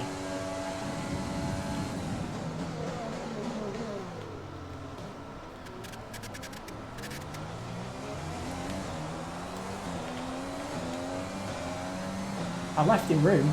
I left him room. We advise moving to mix 2, fuel to mix 2. I advise shutting up. Front is 2.2 seconds.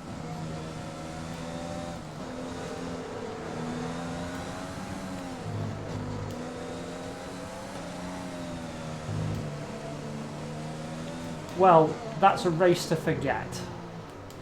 It's also a track to forget, but it seems F1 hasn't got round to it yet.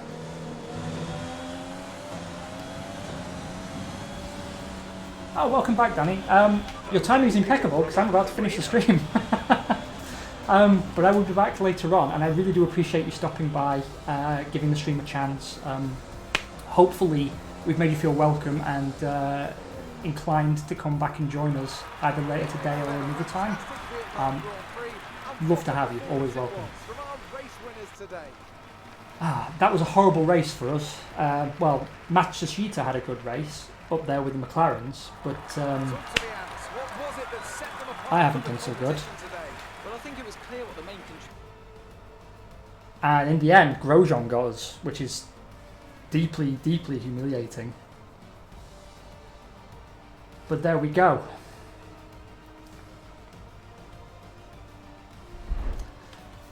Guys, thank you so much for spending some of the afternoon with me. I really appreciate your company. It's nice to have a bit of F1 chat going on. And it's a pleasure, as always, to hang out with you. I'll be back probably, I'd say 2 to 3 hours maybe. I've just got to go cook some food and do some boring adult stuff. And then later on today, we'll be back with either some more F1 or maybe some Assetto Corsa or something interesting. Once again, though, pathetically grateful. Thank you for coming to hang out. Really do appreciate it. Enjoy the rest of your afternoon, and perhaps I'll see you later if I've done enough to earn it. Bye for now. Have a great one.